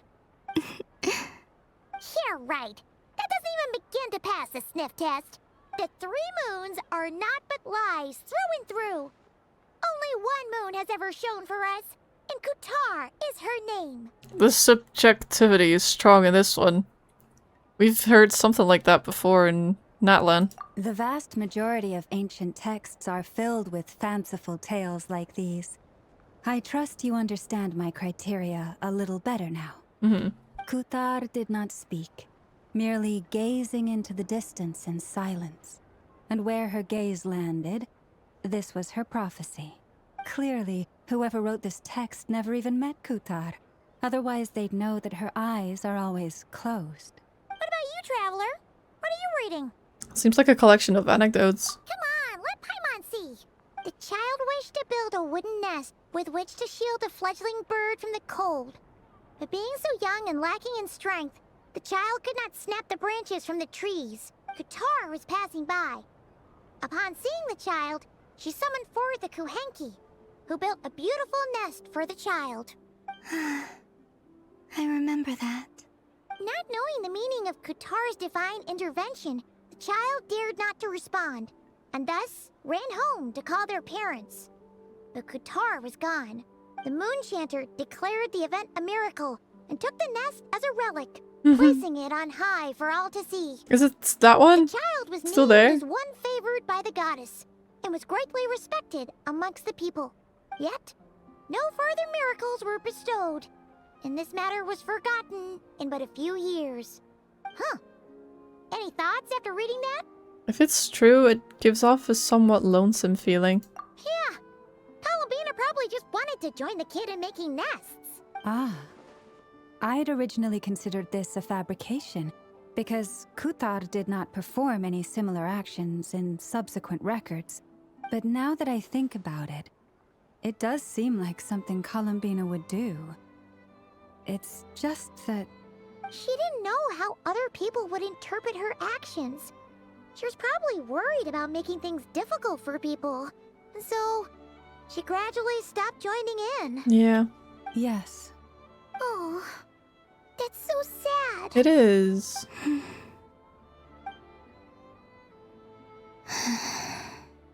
And now, I can make no such gestures of warmth, even if I want to. We're getting your name and we're getting you back. We're getting you back, Columbina. Still no name. That's a bit of a shame. That's rhymes. But we did learn some interesting stories. That's gotta count for something. Well. Barca said he was gonna set up a meeting with Arlecchino and Sandrone, right? Let's go back to Nasha Town and see how he's doing. Okay. Let's see. There's Barca. Oh, and it's Durin and Albedo too. Talk about coincidence. We meet again. Yeah, this is pretty much the same place we bumped into each other last time. I convinced them to stick around a little longer.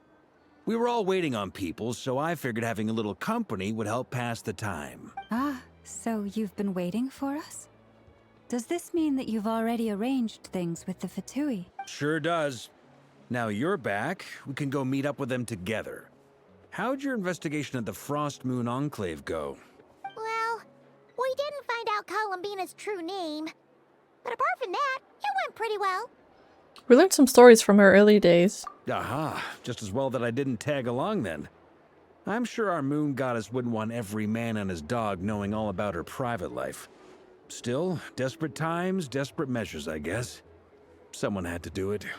Yep. So, Barca was waiting on us, but what about you two? Are you waiting for Alice? Oh, no. We already met with her. We discussed that experiment I mentioned to you last time. Oh, and she also handed me this communication device. This looks familiar. I'm sure I saw one of these back on the Golden Apple Archipelago.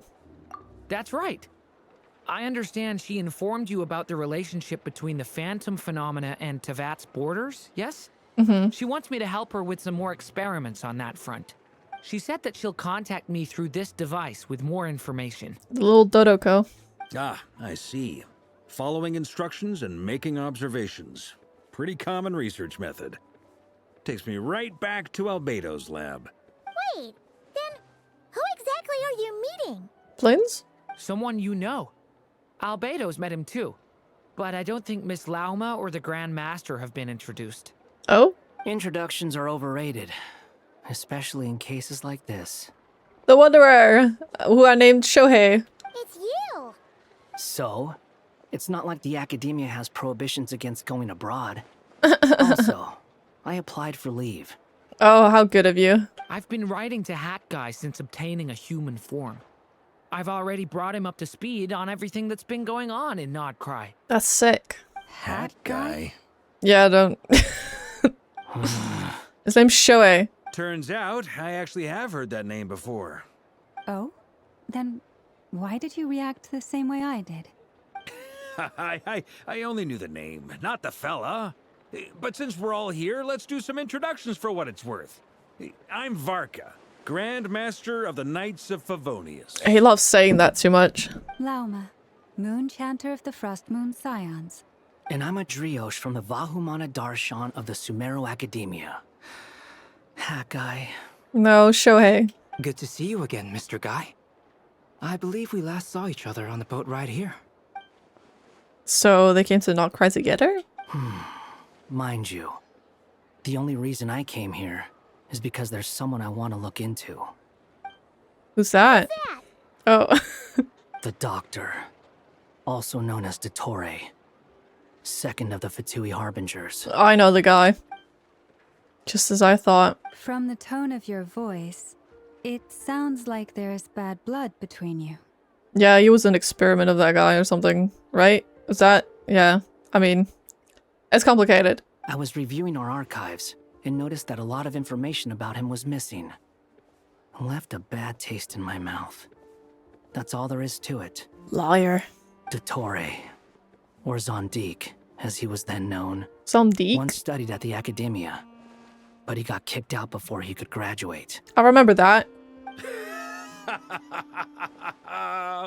So the Harbinger's #2 man is a college dropout? How embarrassing for them.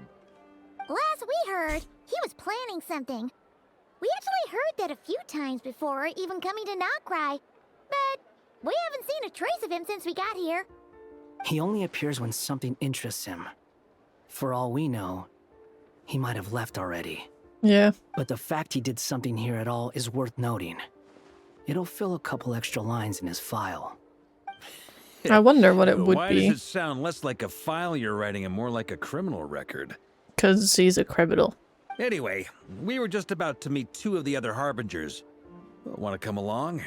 You might learn a thing or two about him there. Sure. This is weird, because they don't... Oh, this is so weird. Nobody remembers that he used to be a Fatui Harbinger, and that got that got changed up, and now he's meeting them for the first time when he already knows the other Harbingers. Even though they're Harbingers, well, they're old acquaintances of ours, so, you know, when you talk to them, try to be... I got it. The Frost Moon Scions' relations with the Fatui remain tense. Forgive me if I do not attend.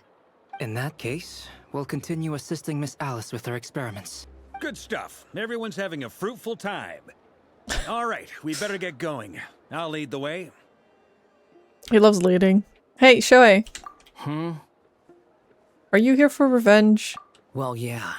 That's obviously part of it. But I'm not the only one who has a score to settle with him.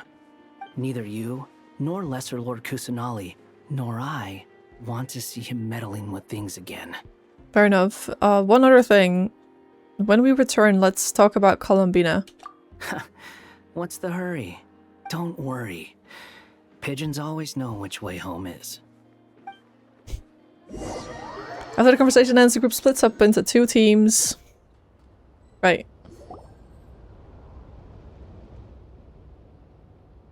Still not NOD-KRAI, I see. Who is this? Oh. Oh, this is so weird. A scholar from Sumeru. They call him Hat Guy. He's an old friend of the Travelers. Wait, this is the academia representative you wrote about? He doesn't exactly look the part. I believe this will prove my identity. You'll notice it bears the seal of the Sanctuary of Surasthana. Well, what do you know? So it does. All right then. My mistake. Look at that. She actually admitted she made a mistake. It's fine. I expected as much. What? So as I mentioned in my letter, the academia's got its eyes on Dottore, but this matter remains top secret. Apart from those assisting in the investigation, the fewer people who know, the better. But they're harbingers. Why would they not help out another harbinger? Why would they not tell him? I don't know. If anyone asks, I'm here in NOD-KRAI to pursue my personal academic interests. It's very interesting to think about, because these two girls, well, these two women, they help Columbina even though they're not allowed to. And they both really want to do their own thing, it seems, and they don't really care about the Tsaritsa's plan. Which makes me feel like the Tsaritsa does not really have good control over her harbingers. They shouldn't just be individuals, they should work as a team, because that would make them much more powerful. And the fact that they are not kind of makes me feel like Tsaritsa's not that smart. Gotta say, Varka, you did pretty well to keep all this under wraps for so long. Sounds like you got in touch with the academia about this way back. you flatter me. You're all harbingers. What reason would you have to disclose information about Dottore? Where do I even start? Remember that time we fought Rerir at Star Sand Shoal? He sure let me have it then, didn't he? I'll bet Dottore had that all sketched out, with me as his convenient little pawn. He could not care less about us if he tried, but hey! The feeling's mutual. See, that's what I mean. Like, they don't care about each other as harbingers. It's so bad. As a leader, you should make sure that they care.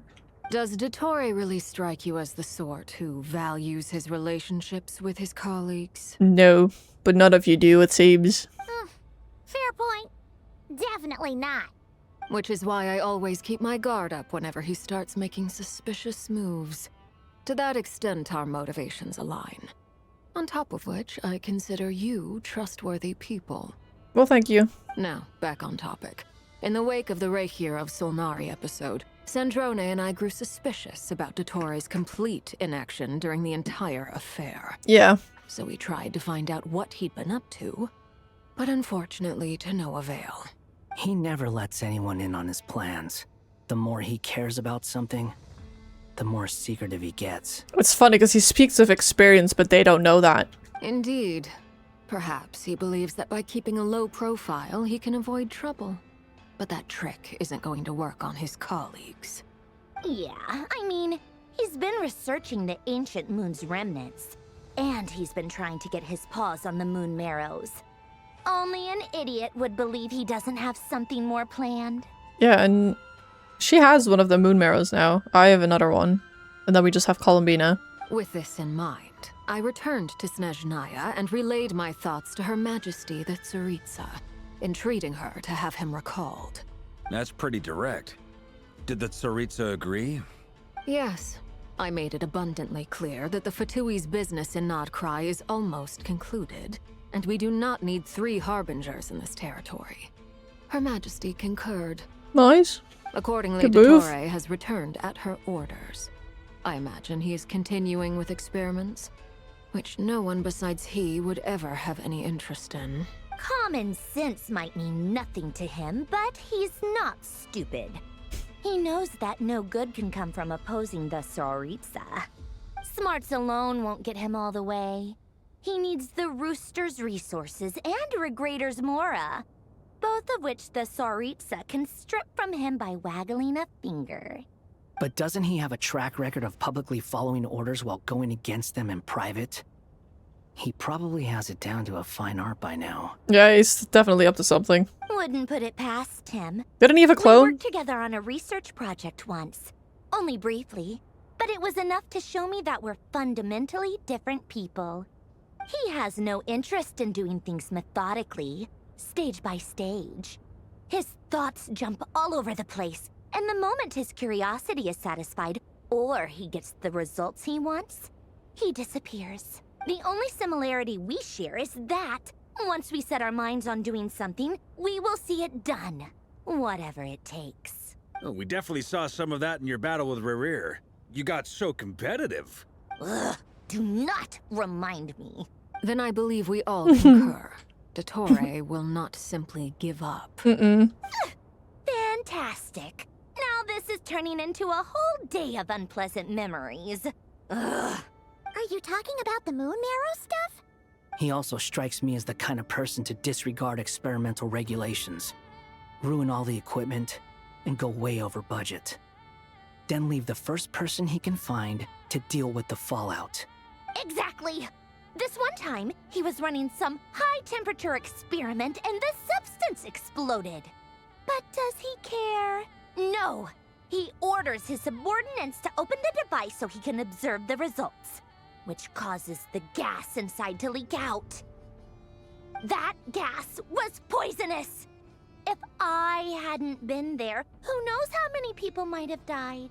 A lot? And after all that, he left while I was still cleaning up after his mess. What a waste of time, he said. He doesn't even care a little bit about others. Waste of time? The nerve! He wasted my time! You've been bottling that up for a while, huh? Hat guy, I must say, you seem awfully familiar with internal Fatui affairs. Especially when it comes to Dottore.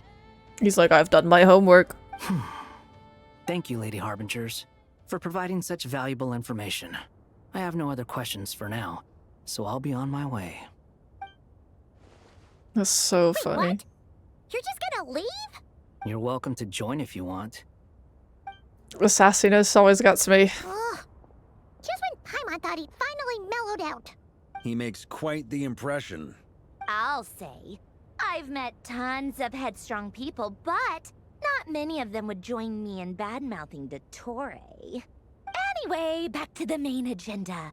Barca, you said that Columbina has gone missing? Or rather, disappeared. Yeah. We're working on building a connection between her and this world. The simplest method is to find out her real name. I've actually asked her that question before, but she said she didn't know. Considering our relationship, I doubt she was lying to me. She could have just given you a pseudonym. But did she do while she was with the Fatui? As far as I recall, she was never dispatched by Her Majesty to claim a gnosis or anything like that. The Tsaritsa's plans had long contained a place specifically for her. I always thought that was weird. What could she do that the rest of us couldn't? Knowing what we do now, it's probably something related to Kavaki, right? More than likely. When she first arrived, Columbina would often go to Her Majesty and ask when she could start the task assigned to her. But Her Majesty always gave the same reply. The time has not yet come. So she spent her days in Snezhnaya doing basically nothing. Lovely. The Tsaritsa has summoned a beautiful blind maiden to be a harbinger, giving her the third seat by virtue only of her enchanting voice. It was a dumb and stupid rumor, but the reality of the situation made it hard to refute. And what happened after that? I imagine she stopped caring. She no longer seemed to care why she had been recruited, and Her Majesty never gave her any missions, so she just continued to sing in the flower garden. For my part, I was busy. So busy, in fact, that watching someone be that idol had me fuming. But still, I got the sense that she had long been used to a life of other people claiming she was needed when she wasn't. I just felt that having a place to stay would cost me something eventually. And so I waited quietly for the day that I would have to pay the price. And on the other end of that spectrum, you had me. Someone once told me that I had the lousiest work and the toughest luck. That's a good way of putting it. I forget who said it, but those words have always stuck with me. Sounds like something Shoya would say. No wonder. But you've done your job exceptionally well all this time. Because at heart, you are a conscientious person. Thanks for telling us all this. What is it? Something come to mind? It's nothing. I'm just even more eager to learn her name now. I want to shout it to her from the rooftops. That makes sense. Nothing screams you are needed like your name shouted from across the town. Well, good luck with it. But if you ask me, Columbina is still the most shoutable name. I'm just so used to it now. After all the arguments we've had, I can't be bothered trying to remember another name for her. Well, you're gonna have to try. Nor I. What? Sandrone. Harlequino. Maybe her name should just be Columbina. Why not?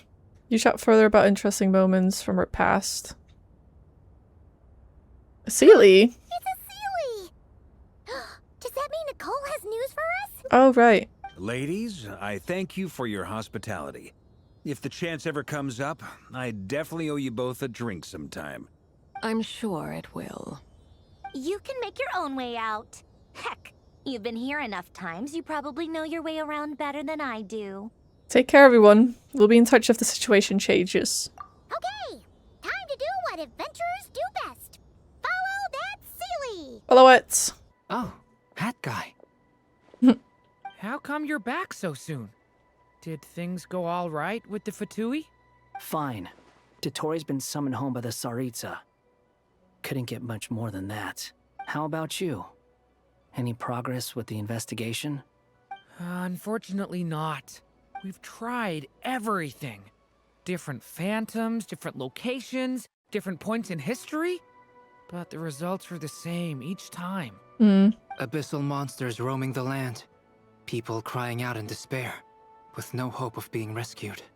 Every time I see it, I can't help but think, is this what it was like in Mondstadt when Dragonspine Durin attacked? And if I fail in the task I've been given, will I create yet another tragedy? That's think just about that. meaningless speculation. Yeah. When we encountered similar phenomena previously, I tried to interfere with those illusions, using sounds and lights to guide them. However, we could not change their fates. At most, we were able to extend their existences. The events of the past are like fate that has been written into Irminsul. There isn't a living thing in Teyvat that can escape its past. Well, you didn't either. But Miss Alice instructed us to try to find ways to change the outcome that these phantoms face. It's an impossible task. Can't you just refuse? Since she asked us to do this, I feel like it can't truly be impossible.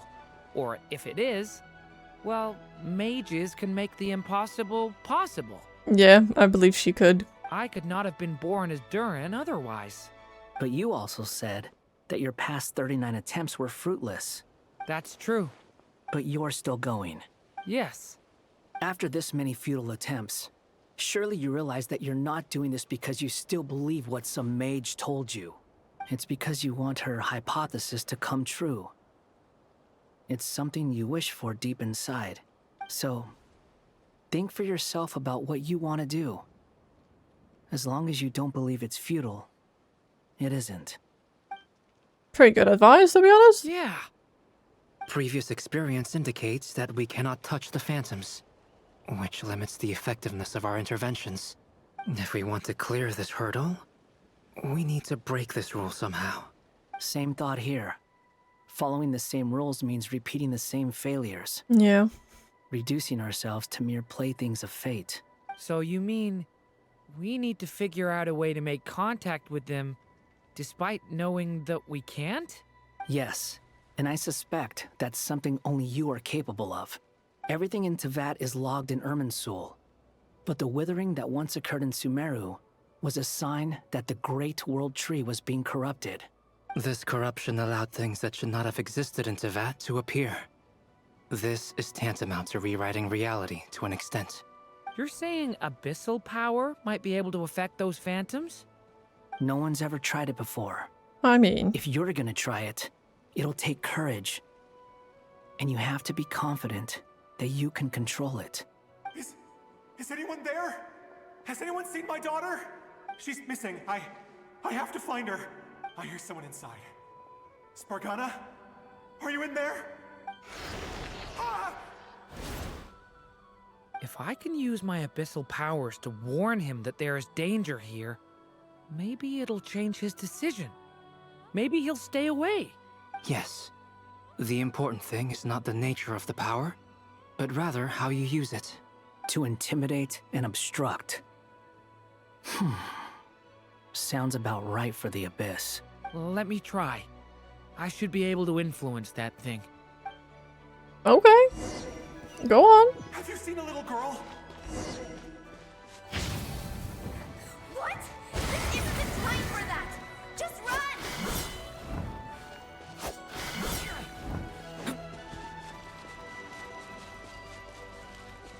I hear someone inside. Spargana? Are you in there? What is this? Looks dangerous. I should get out of here. That did something. He really left. Ha! We did it!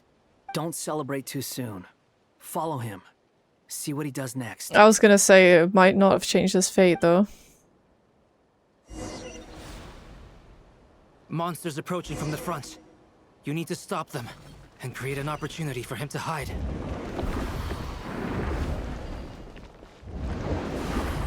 No, there's a monster ahead.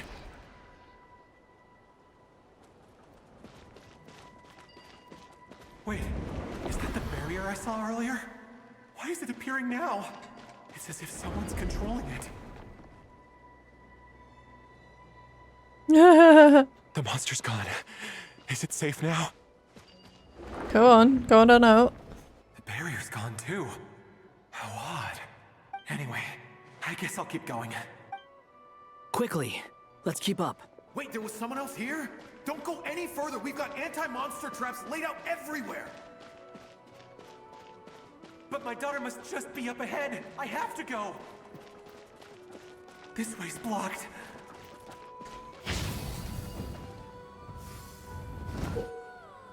Yes. We might be able to use... Just hit him. We might be able to use the explosives over there, but we need to take care not to hurt him. I'll use the barrier to keep him at a safe distance. This That's barrier funny. seems to be helping me somehow. Bro's so confused. He's like, huh? So many monsters. Oh no. There's still a chance, Durin. Use the traps. Oh. What? Help me! How did I miss those? This is hard. How am I supposed to do 3 of them? Oh, I don't want to be stuck on this. I'm gonna be so pissed. Like, I have to wait for the right time to do it. But if I wait too long on one of them, when there's multiple, I'm just screwed.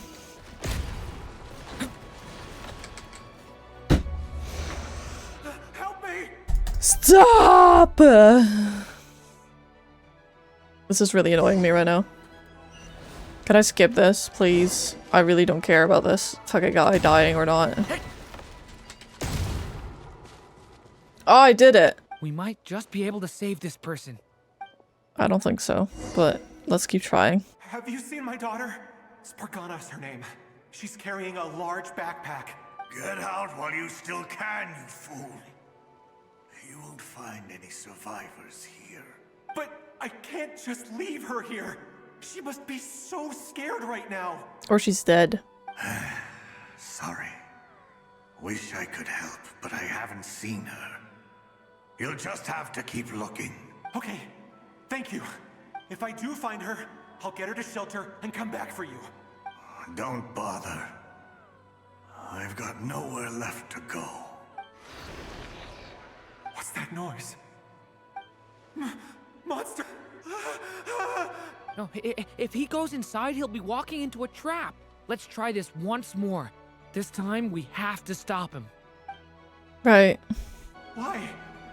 How will I know where Spargana's gone like this? You know what? I'll trust this strange barrier. It's gotten me this far after all. Yep. That looks like one of my daughter's books. You mean one of them? There's multiple. Thank you. Thank you. Yes, it's one of hers for sure. That's her Doesn't that name mean on she it got right there. crushed? She left her backpack here. Durin, Just like last time. Use the explosives. Oh, not again. Please.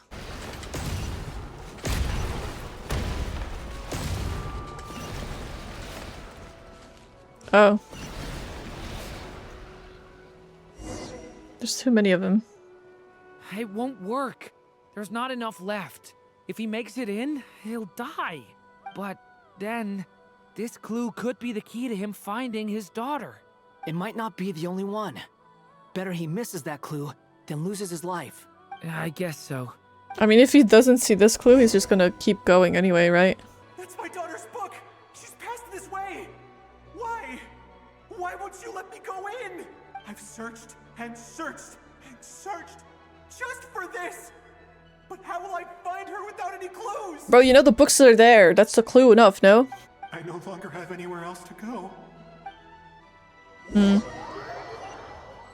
So no changing his fate? Or... I'm sorry. I'm so sorry. He refuses to go anywhere else. Whether he opens this door or not, all that awaits him now is death. We couldn't change his fate. I didn't think we could. Albedo? Hat guy? Let's try one more time. I don't know how we're gonna do this, but I don't want to give up either. Why am I here? What's going on?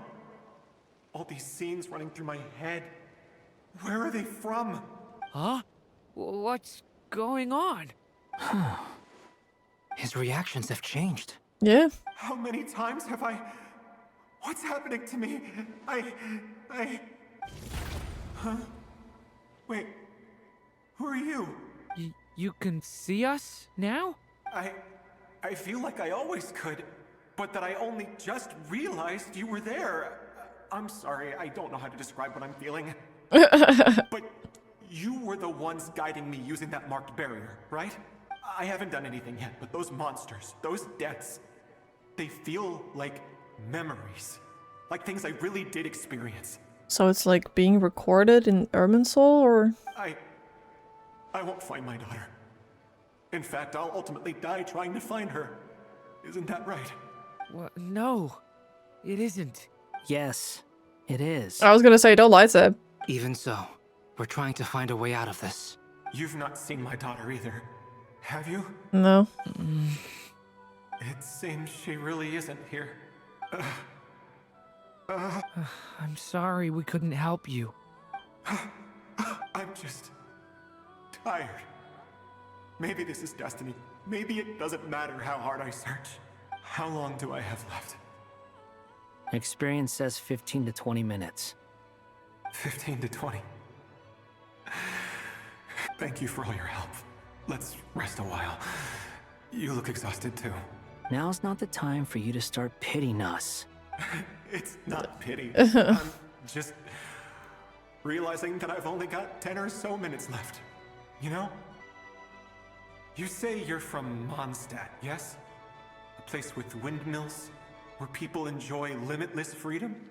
And you're from Sumeru, where they've built an academy into a giant tree? Yes. It seems you've never heard of either place. Those names are unknown to me, I'm afraid, yes. Have you heard of Hyperborea? I have, yes. I have, but I heard that it was destroyed in the distant past. I see. That was where my ancestors once lived. What about Delphi Pytho? Was it later rebuilt? Who? I've never heard that name. Then what about Sal Vindagnir? No. I have seen that name on stone tablets on Dragonspine. But I'm afraid the only things left of that place are its ruins. I see. Sure enough, there was no way to turn this around, huh? I'm sorry. I was the one who asked to chat, but it seems like we're too many ages apart. There's barely any common ground to start from. That's good, because we need info. It's alright. We did hear something new, at least. From how you speak of your lives, things must be going alright for you, I guess. They are. Mondstadt is a place of freedom and happiness. There's a lot of good people in the church and the Knights of Favonius, and even outsiders find that it's an easy place to feel at home. We have festivals a few times a year. Everyone gets together to drink, sing, and be merry. Sumeru is a lot more uptight. Not really the kind of place where you can relax. It's a nation fraught with problems wherever you look. But if all you want in life is to seek knowledge, I guess it's pretty much paradise. That's wonderful. In other words, after this all-devouring black tide passed, humanity did not merely avoid extinction, but rose to build prosperous civilizations anew. I mean, I can see you all right now. That must mean the future isn't a total mess, right? That's true. Well, time's almost up. Let's part ways, I think. Might be best if you don't waste too much time on me. The chances are slim, I know, but I'd like to spend these last few minutes looking for Spargana. If things work out, I'd love to tell her about what I've heard. May we meet again. Well, or not, most probably. In that case, may your wishes come true. Thank you, sir. Even knowing his face, still's going to He's look gone. for his daughter. In a few minutes, he will meet the end that was his to begin with. The ending of this tale did not change. But I believe that we've just made the most progress we have yet. May your wishes come true. If only it were so simple. Hat guy, could I ask you a question? You already are. You've never talked about your past. It seems complicated, and it weighs heavily on you, too. Yeah. Would you be willing to tell me about it? I mean, sometimes it's better to get things out in the open. Take that guy we try to help, for instance. At least he said goodbye with a smile, right? Yeah, but he's not dying actively right now. I know about Albedo's past. Our experiences are very similar, and he created me. As for you, you're my first friend, and you've witnessed every step I've taken. Wait, what about me? But by comparison, I know nothing about you. Either way, I mean, we're still best friends. But if I knew more about you, I might understand your thoughts a bit better. I've told you about myself. I'm a student at the academia. And what did you do before that? Prepared for the entrance exam? All right. If you really don't want to talk about it, I won't press you any further. It's more so he can't, really. I was a puppet built from the branches of a white tree, using technology left behind by the Conrian schools of mechanical engineering. A white tree? You mean an Irminsul tree? Yes. A branch of Irminsul that was once connected to the main tree. So you had a human creator too? Yeah. But my creator abandoned me after deciding that I was a failure. OA. After that, lots of stuff happened.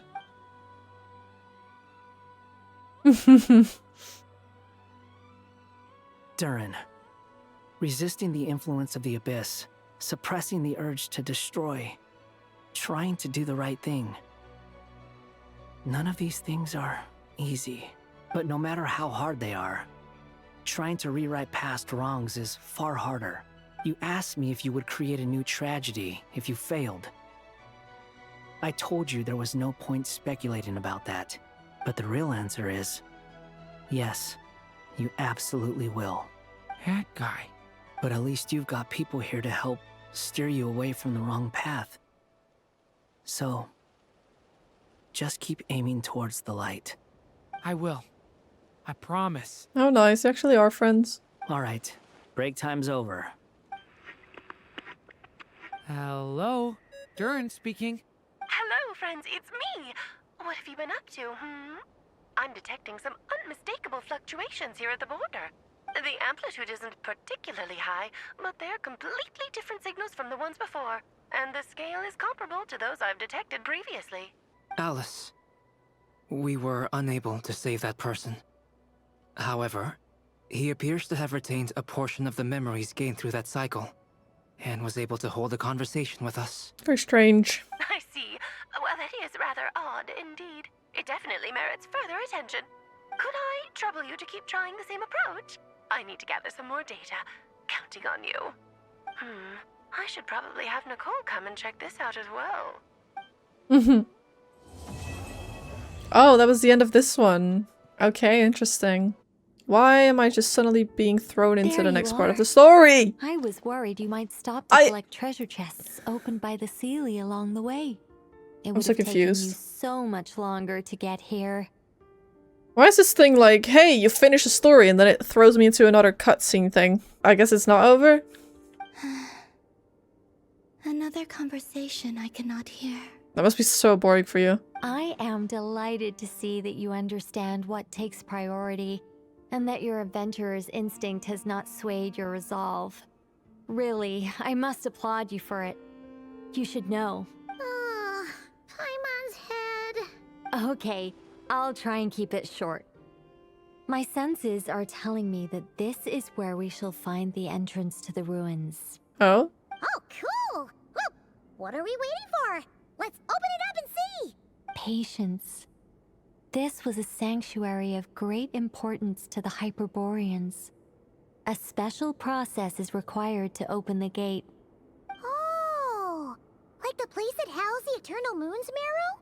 Seems like the ancients were very fond of making tricking gate puzzles. Okay, so what's the plan? Need us to do anything? And just the short version, if you can. Ah, all right then.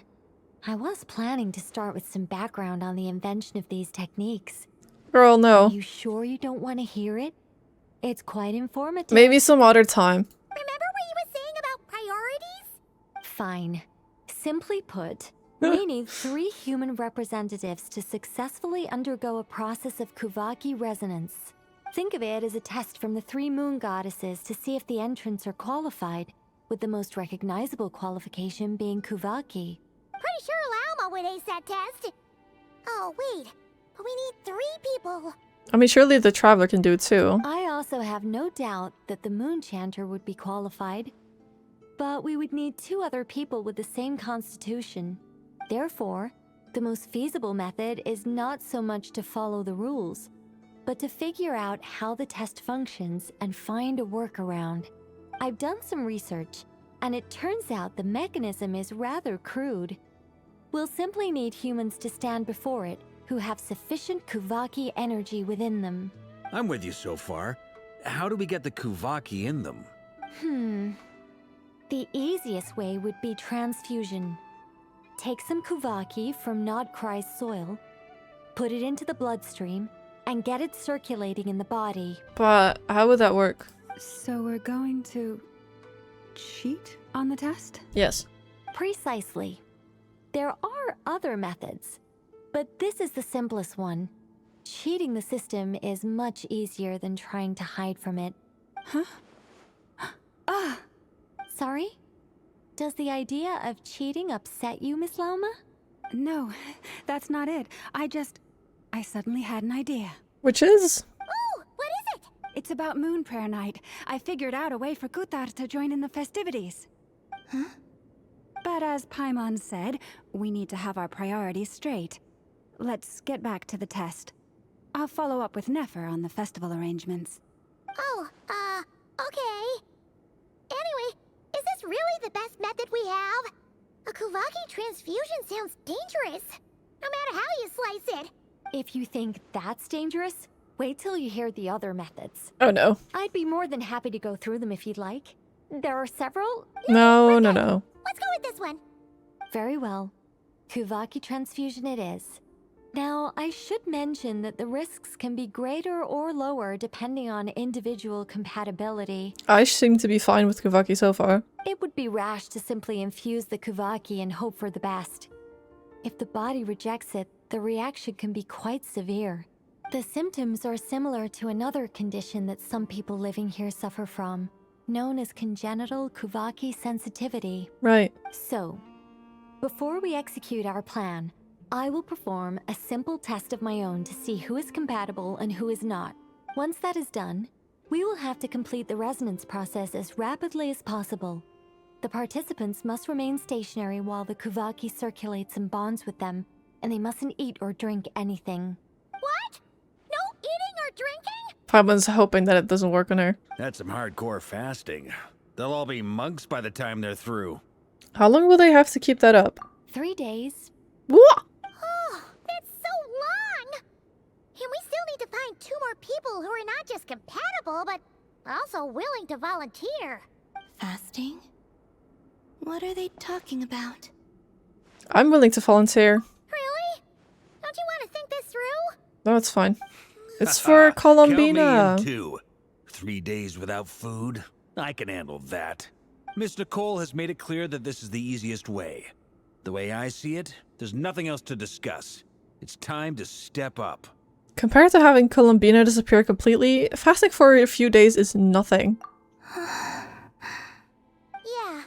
you're right. In that case, Paimon volunteers to be captain of logistics. She'll keep the fires lit and grab some spare clothes to keep you comfortable. Good work, Paimon. Then we'll start with you first, Traveler. Please step forward. There's no way that I'm not fine for this. How's it going? Do you feel anything? No. How about now? Nope. And now? Still nothing.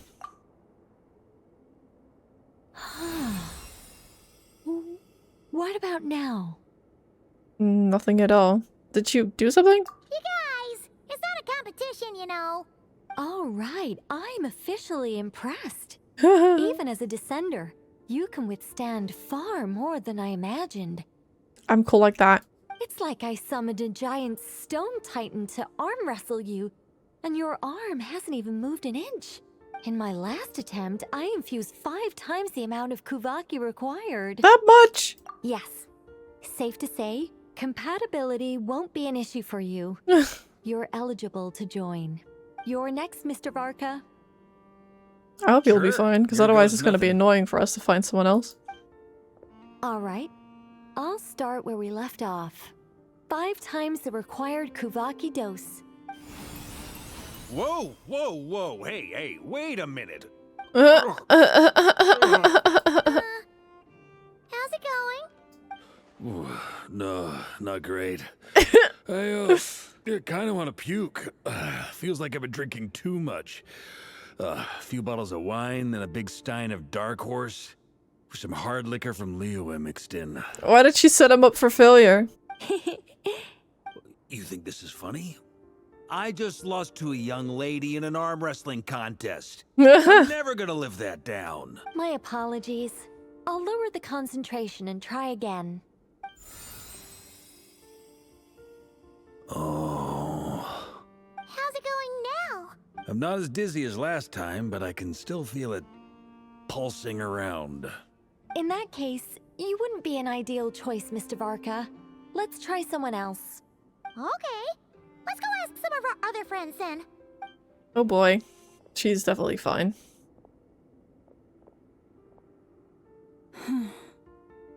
No surprises here, Miss Moonchanter. You're perfectly compatible. You may join. Oh, Nefer. I'm getting a slight headache. Shame. You were so close. Whoa, I'm itching all over. Allergic reaction. We can't have that. Huh? I know. Well, are you gonna start a what? The Hexenzirkel is an organization that cares for and protects children. We will not have them do dangerous things. Not even tests. What? Oh. Nefer? I mean, she's a robot. Would that work? Something the matter? The candidates have to be human. I guess that rules me out too. Oh no. Huh. Everyone except the Moonchanter got beaten. Guess I don't need to feel so bad after all. I mean, looks like this isn't gonna be as easy as we thought. Perhaps I could ask for volunteers among the Frost Moon Scions.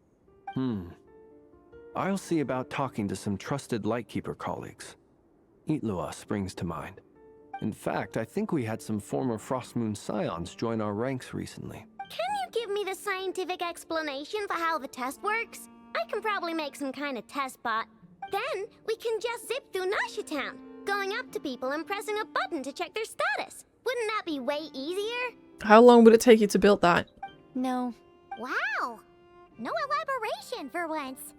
How about I contact the Knights of Favonia's garrison in the Wave Chaser plane? Shame that Lohan's already left. And that guy's even tougher than I am. Strange. The moon goddess is clearly revered by many people. So why is she on the brink of disappearing? She mentioned that the world has rejected her from the very beginning. Maybe it's just connected to her own sense of belonging in the world, not necessarily her name. And when we fought the Reikir of Salnari, it seemed like she exhausted her power for our sake. Also, Paimon's not sure revered is the right word for how people feel about her. Gratitude, certainly. For my part, anyway. It's basic reciprocity. She helped us, so she deserves our help in return. Yeah. Even though she looked like she didn't care, she still saved a ton of people, including me. A review of the relevant data leads me to conclude that Miss Columbina is a good person. Yep, you bet! They really think so? I'm super surprised that Columbina isn't her actual name, though. I think it really suits her. It's light and graceful and...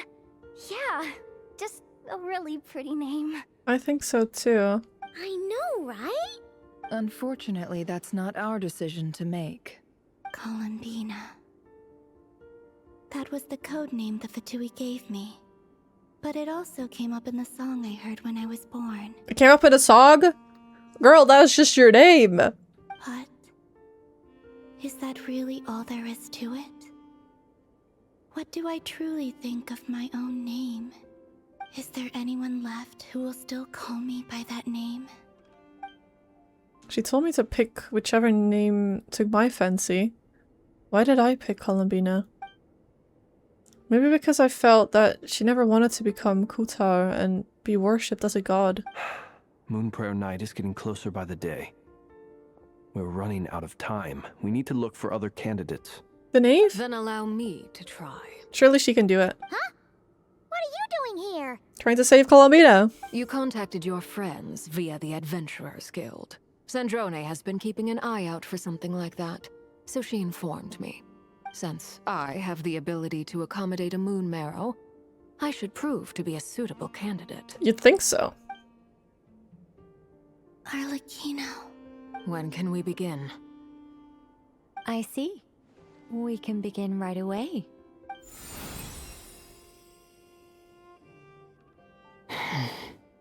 How was it?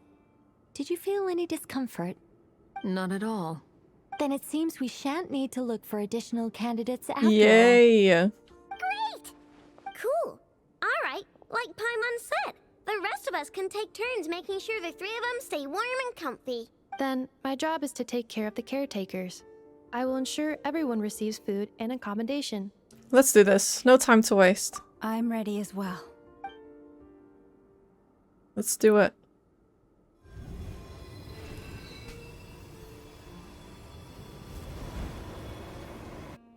Where's she going?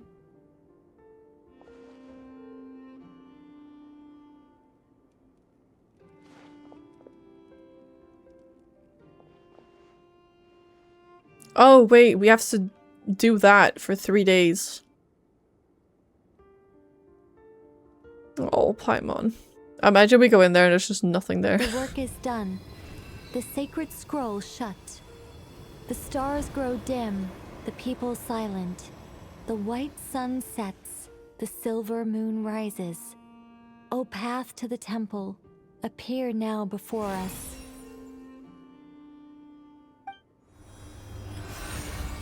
Oh, it worked. It really opened!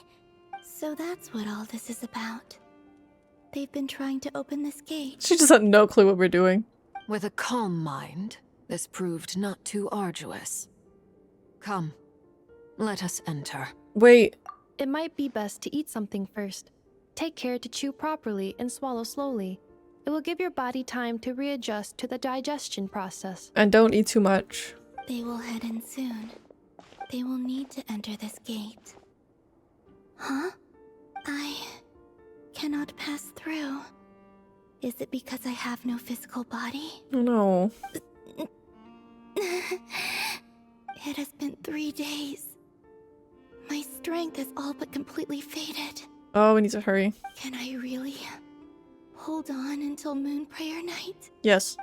Yes, you can. Believe. And next time, we shall go in. Where does her name rest?